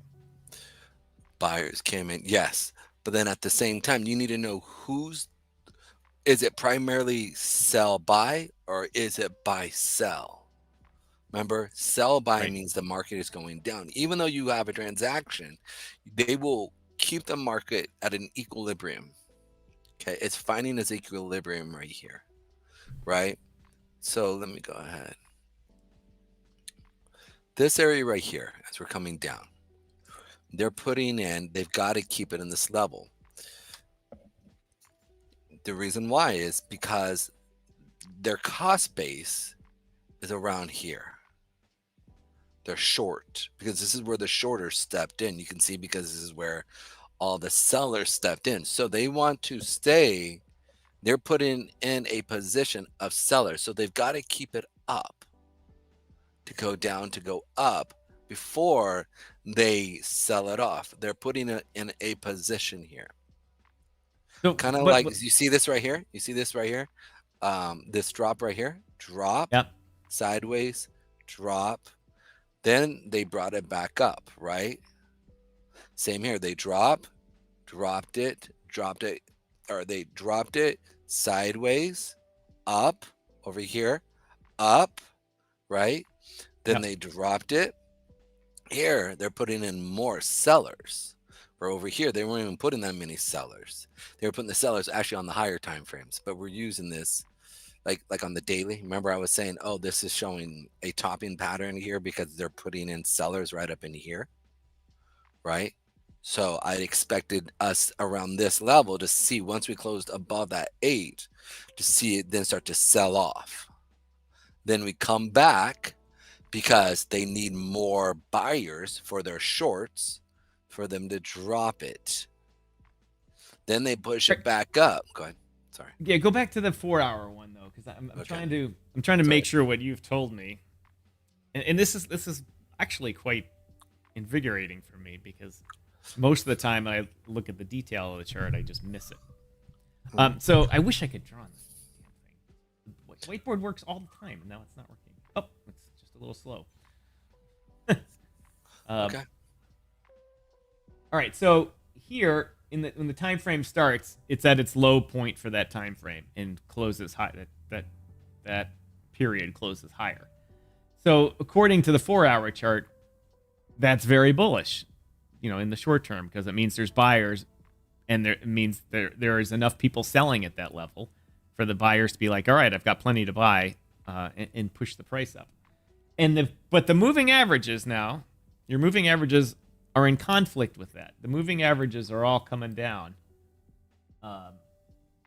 And if you look, as it's moving up, what's it putting in? Is it putting demand wicks or is it putting supply wicks in? Well, the middle one there has a supply wick on it. As well as the one prior to that. Is there really a demand wick here? No. Here, it's equal, right? So they're finding equilibrium. Yep. But here, as it starts to push, they put in a bigger supply wick. No demand wick, it just barely comes down. And then they push it back up into the zone to sell it off even more. Okay.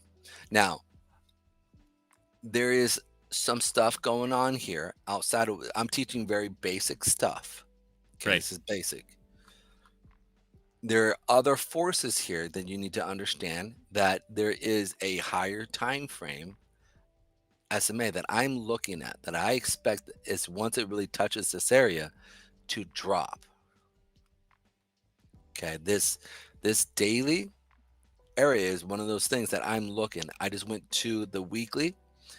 We're going to come around here. Now, this weekly area here, you can see there's been a lot of buyers here. As we come down to this level, boom, we're consolidating. And mind you, we picked this out here, like around here is when we picked this. When was it? This was in April, 1st of April. I said we're in a consolidation between here and here. Expect us to go sideways. Until I think the either sideways or down is what I'm thinking until the elections. And so these levels here, they're bringing in orders and they are absorbing orders on this weekly chart here. So there are certain aspects of this wick that I think is weak. Okay. Gotcha. And because of that, we should expect to see this continue down. I don't think that this is going to hold. So there are other extenuating circumstances that are happening here. So they are continuing this down. Now, what is the primary moving average that is held? If you look at that chart, what is the primary every time? I don't know what the colors mean. It doesn't matter. Just tell me the colors. Well,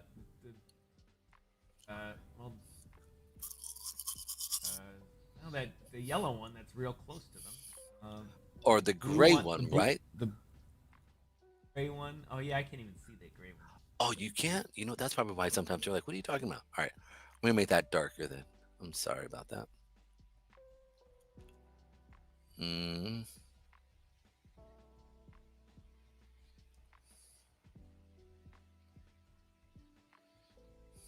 Where does this one to go? Again. Oh, teeth. I'm sorry. I just got done eating something, so I can't stand something in my teeth. So I always have to get. I was just like, just nuts. All right, this one's not it. Boom. Why won't you? There you are. And let's make this a brighter, gray. Can you see that gray better? Yeah, you can. Oh yeah, yeah. All right. Do you see right here how it came and tapped that, sold off? Came and tapped it, sold off.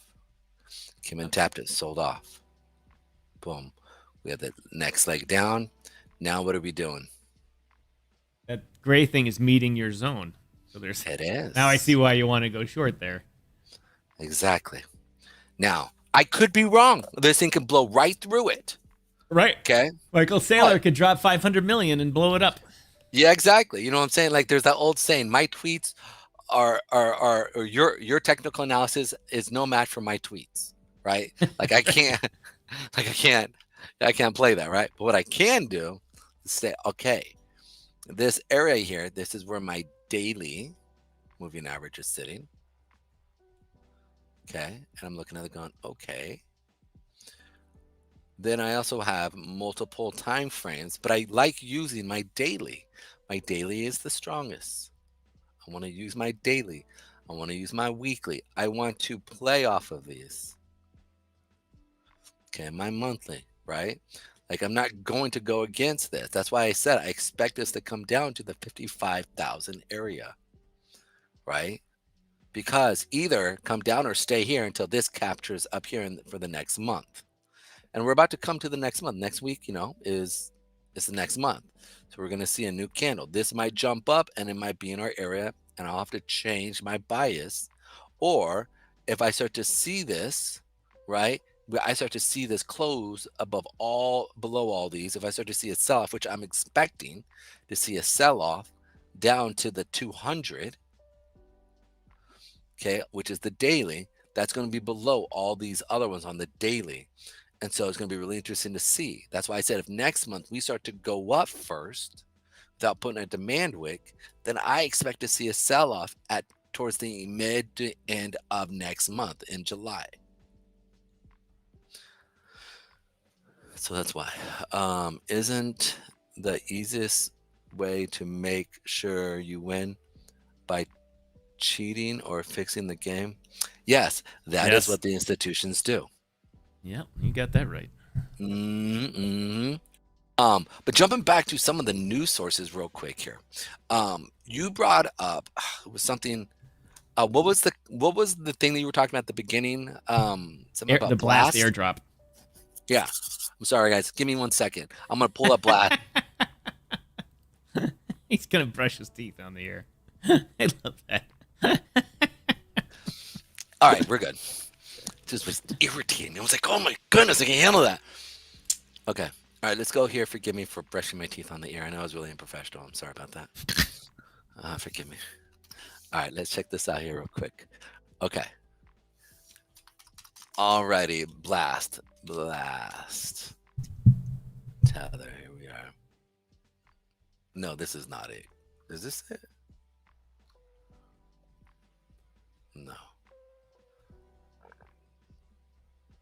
Is this it?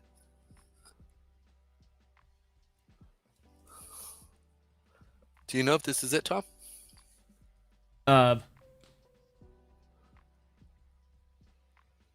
One would think that was it.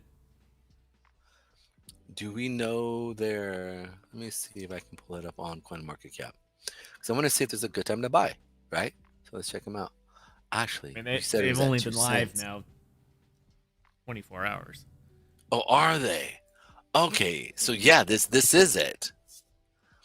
So they went from 0.017 to 3 cents. But somebody you read where it went up to $4? No, the speculation ahead of time, trading on the pre-trading platforms like Avo and things like that.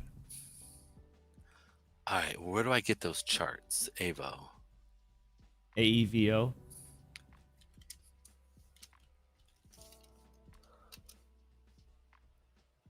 Avo Airlines. AEVEO. Crypto. Most trusted crypto exchanges simplify crypto. Oh, that's Coinbase. Yeah, there it is. XYZ. The sec. Up. Yeah, that one. Avo Trade Perps Options and Strategies. Alrighty, let's go here real quick.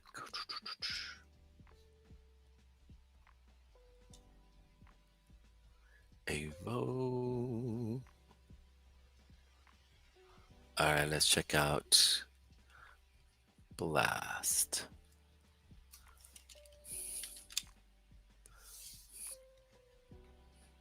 Actually, I just realized something. I should be able to then Blast Perps. That's USDT perpetuals. Nope. Okay, that ain't gonna work.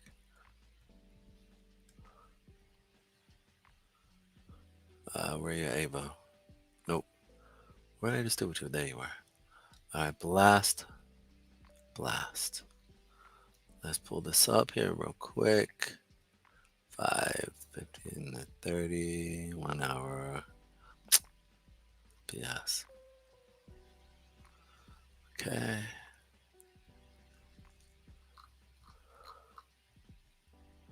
It's coming in. Oh, dude, they start right here too. Yeah, they start right here. See what the river tells me. USDT.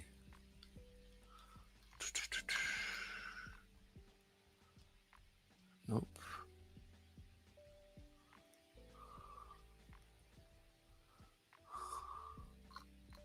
This is all they're giving me? There we are. There's no trading going on here.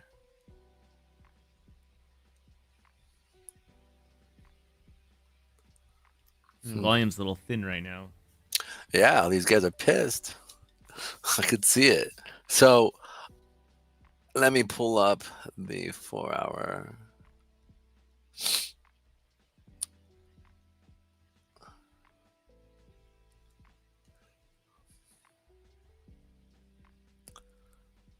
Okay.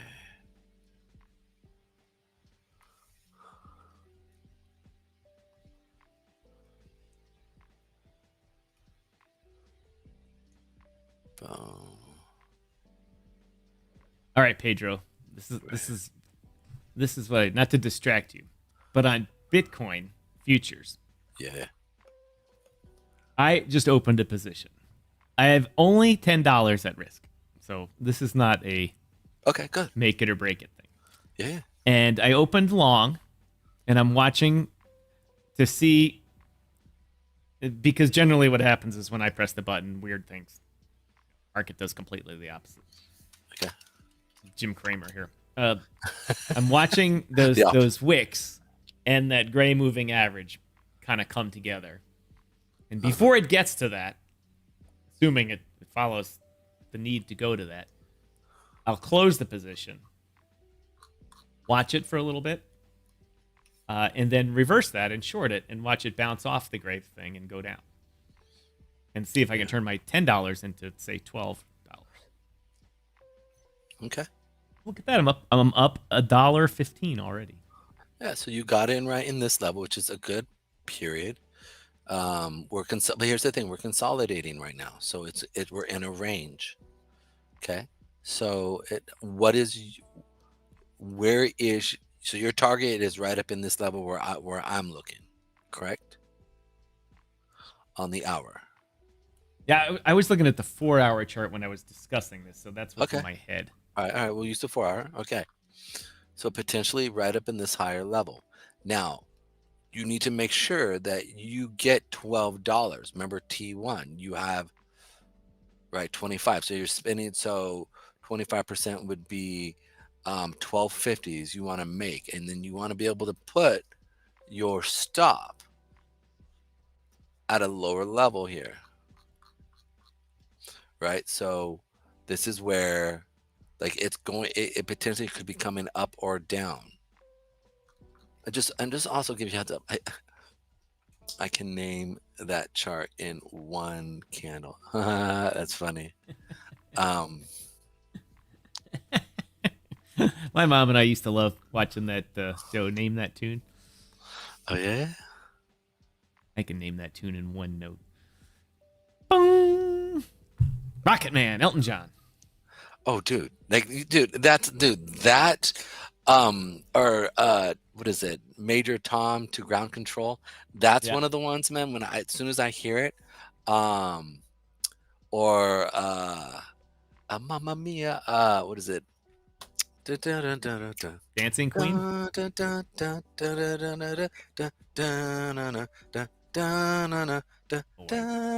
idea. By Queen. Bohemian Rhapsody. Well, that's a unique song. Yeah, that's what I'm saying. There are certain songs that are just so just iconic. You're just like, you sit there and you're just like, wow. Chuck says it ran Pedro off the rails. Totally did. Dude, I'm always listening to music. I mean, literally, like when I trade, that's what gets me in the zone is music, right? And that's one of those things that I will sit there and just, because it helps me. It helps me to chill out. It helps me to drop my cortisol level, and it just helps me out with keeping myself at an even state, so I don't want to bite and take the marshmallow, right? I want to wait an hour so I can get 2. You know what I'm saying? Yep. I think it's just really important because trading, that's really what it's all about. Understanding the psychology. Like, I know guys who are actually better at the technical side of trading than I am, but they're not profitable. But they're, from a technical standpoint, they're actually better than me. 90% of trading, once you get an edge on the market from your style, okay, 90% of that is going to be psychological. Like, here's the thing, you got to follow your rules. So this is where they're going to be playing back and forth here, right? And this is where, like, I don't like to get in right anywhere. Just like, I like to get in at certain junction points. So right now, we're coming up to the hour change here, and they're actually getting profit. So they're going to come down and probably pick up profit here to push back up. So where's your stop loss at, Tom? I'm just looking at that right now. I'm saying I'm looking at my take profit, so I can. Why isn't it? My chart is not responding. My take profit looks like it's at 62,400.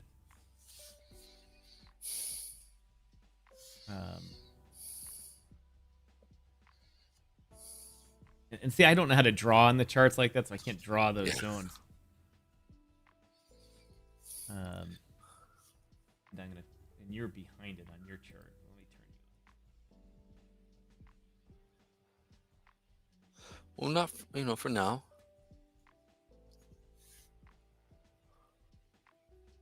I mean, 62,400.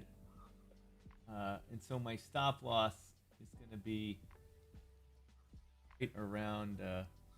Let's see, I can't just visualize it like you can. So so my stop loss is going to be like 61. Yeah, Kyle's song, bro. 61.6, 61.7.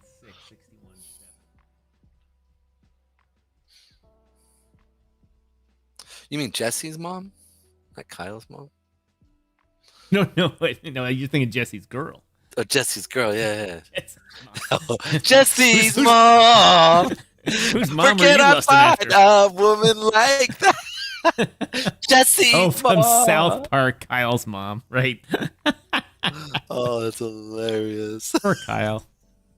Oh, dude, I just started cracking up, bro. That is so funny. Kyle's mom. Oh man, that's funny. That is so funny.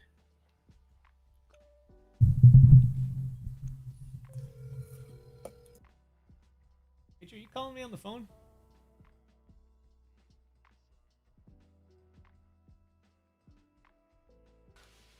Oh.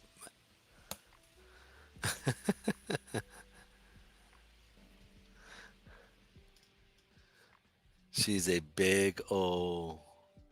biggest bee in the whole wide world.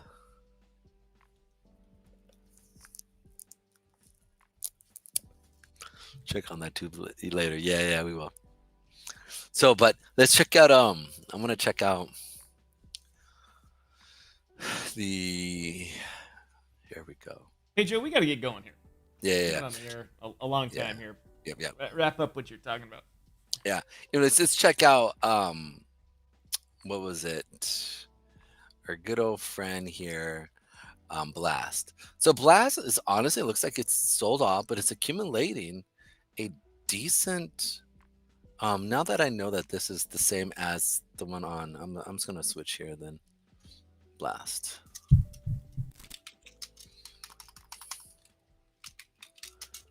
All right, Blast, USDT, UST, US dollar. No, I don't want that one. I want the Tether. Okay. There we are. She's Jesse's mom. Oh man. Okay, here we go. Blast. 8675309. Ton needs a better caffeine. Try some NOS. Oh, I ran out of coffee a long time ago. Well, there's a little left in there, but it's cold and not tasty. All right, so let's check this out here because this is actually playing pretty decent. Lower high, lower low. Let's check out that 8 hour here real quick. We put in, nope, no 8 hour yet. We did sell off on this pretty hard right here. I haven't really seen. I would want to catch this right here. That 8 hour chart here. It's really looking hot. Troublesome. You know what song haunts me? And it's because it's related to a girl too. And as soon as I hear it, I can hear the guy take a breath at the beginning of the song, and I know it just Voice of Men. It's "Home Sweet Home" by Motley Crue, and it just sends shivers up my one note, half a note. I can feel the guy just getting ready to touch the guitar, or no, I think it opens with the piano actually. Just I can hear the key starting to depress before it makes the sound, and I'm like, in an eighth of a note. It haunts him. So I'm looking at this here real quick. It actually looks like sweet home. I'm on my way. Just set me free. I would not make a good metal singer. How quick? What was this? Was this 1 5-minute candle? Yeah, it was. Wow. Yeah, so you can see somebody. I don't know who bought this right here. 002. This was a big buy. Boom, explodes it. Then we just kind of go sideways. Didn't even get above the 5-minute candle here. So this is going to act as a resistance level here. But it all depends. Crypto Mike says, I never listened to Motley Crue and I still don't like them. I don't like Motley Crue. But Home Sweet Home was their slow song. You know, their highway to heaven. Yeah. That's why I liked it. Jesus. Hey, Seuss, where the hell have you been? What's up, Jesus? It's about time you returned. We've been waiting for you to return since, What's up with the homie? What's up? since Paul ran to the cave and you were gone. Wait, was it Paul or who discovered that he was going? Was it Paul or Peter? I don't know. All I know is you pay Peter to steal from Paul. Or wait, you steal from Paul and pay Peter. I guess it's the same difference. Waiting for Jesus to return. About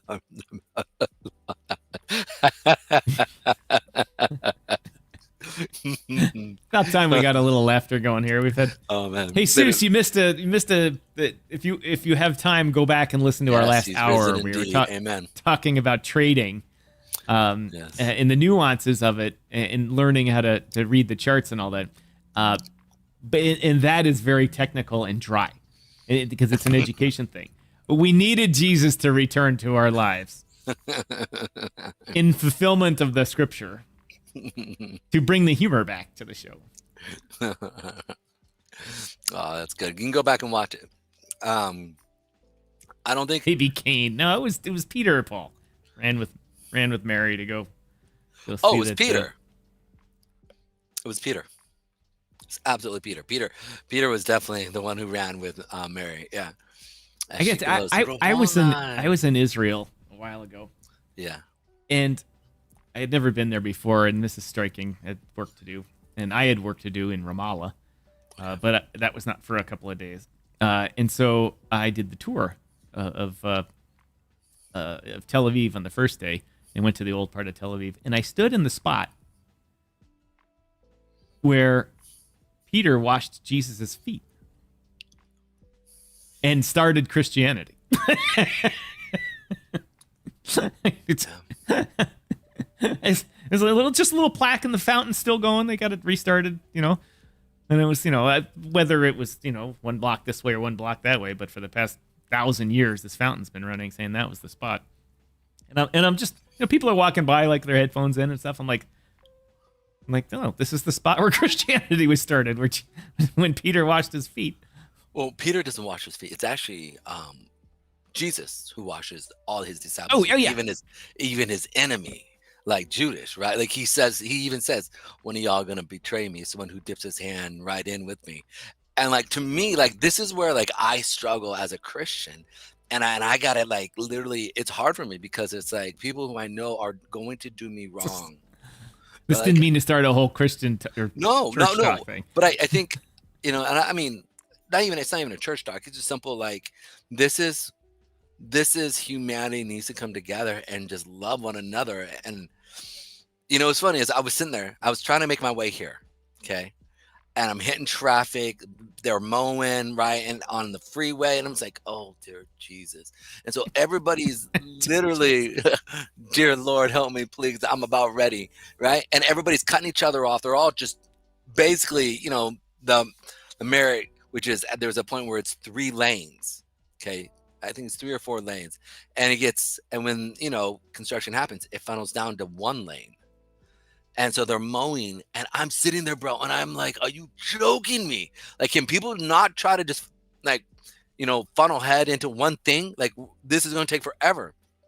So finally I get to a point where I can kind of control everything, right? So I literally get in the other lane so that nobody can come in and cut people off.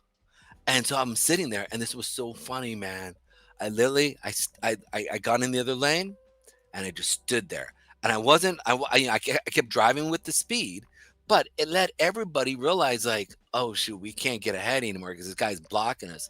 So all those people basically got in line, right? And the person behind me and in front of me stayed with me, so that like it no longer needed to, and all of a sudden, traffic, the people in front of us merged in, and we still got maybe a quarter of a mile to go. It was amazing how quick we went from one to the other. It would have taken me another 20 minutes if I didn't do that, right? And so it's like, because people are about that me center, me, and it was like one of those moments that I was like, that's selflessness, man. And I knew, I was afraid somebody was going to come in and just ride me on my back, right? But like everybody actually realized, yeah, we're all being dicks. Let's Nope, stop I just it. got stopped out. Oh yeah, well, you jumped in at an area that it was like it was consolidating. So it's gonna consolidate, and it's looking like it's feeling heavy. So I wait until we hit that area that I expect us to go down. Let me pull up it here real quick. Boom. I lost $2. Good. And I'm not good in a bad thing. It's the fact is that this teaches you something. It's either you win or you learn. You're not like, it's never a bad thing, right? As long as you're not being dumb and over leveraging, you're good. Now, what I would do is it's probably going to come back down to this lower level here, which is at 61. But don't jump in short. First, try to understand the reason why it's going to do that. Okay? Because there's, first of all, these act as kind of like magnets. Here, let me not jump into this here real quick, because I'll be here for another 3 hours, and I know you guys want to get going. Good time to buy or good time to buy, or market gonna go down more? I expect us to come down more. I do. It all depends. Like if this puts in a lower low here, which it might not, but if this puts in a lower low, which is sitting right here, okay, if it gets below here, then it will come back up, and then my price target of it hitting up here, it's probably not going to hit. So I want to get in on the down market as it continues down. Right, it shot up. I talked about how it's most likely going to come back down to these lower levels. This is put a higher high or higher low in, a lower high in, and this puts in a lower low. And so either it's going to consolidate or it's going to continue down because there's nothing really to stop it. until we get down to this lower level here, right? So, but I expect to see how they're putting in seller wicks here, Yeah. right? Boom. Seller wick, seller wick, seller wick, small demand wick, right? Small buy wicks. So small buyer What wicks, time frame bigger you got seller open wicks. there? This is the hour. Oh. You can see how we have bigger seller wicks, smaller demand wicks. So I'd expect us to see this turn around here. My hope is that it comes back up to here, but if I start to see a sell-off, then I have extenuating circumstances that I can apply to my rules that I can get back on the trend as it continues down. 50,000 Bitcoin. Yeah, I think do you were expect talking this. what, like 50? It's at one point I remember you Yeah. mentioning 52. Yeah, absolutely. Yeah. So let's go over that here real quick just before we jump off the air. Okay, so on the monthly chart, right here, we can see that we have our monthly A sitting at 55,000, okay, which is right here. If this does not hold, right, over a month period, then I would expect us to see us come back down to these lower levels of 40,000 and 38,000. On a weekly chart, we've already played and pushed off of this. So this area here, if we continue down and finish off the week down into these lower levels, I expect us to then to come. This will not hold. This demand area that I have where the green lines are right here, this will not hold because it's been traded through now. So it will go lower, and that lower part will be down at that 50,000 area. Okay.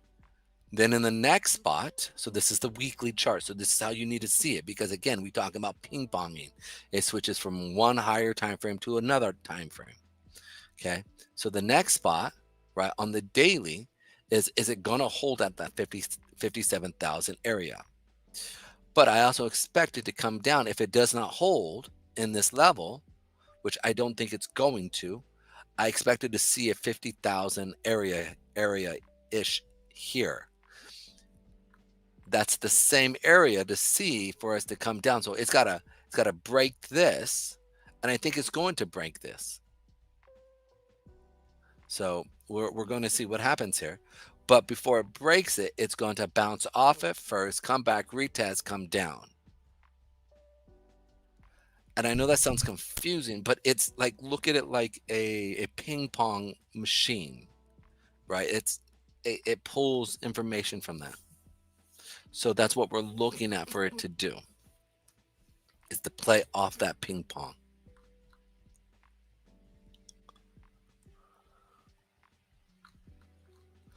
Yeah, so that's it in a nutshell. But I am looking forward to the debates tonight, though. I have to admit, close.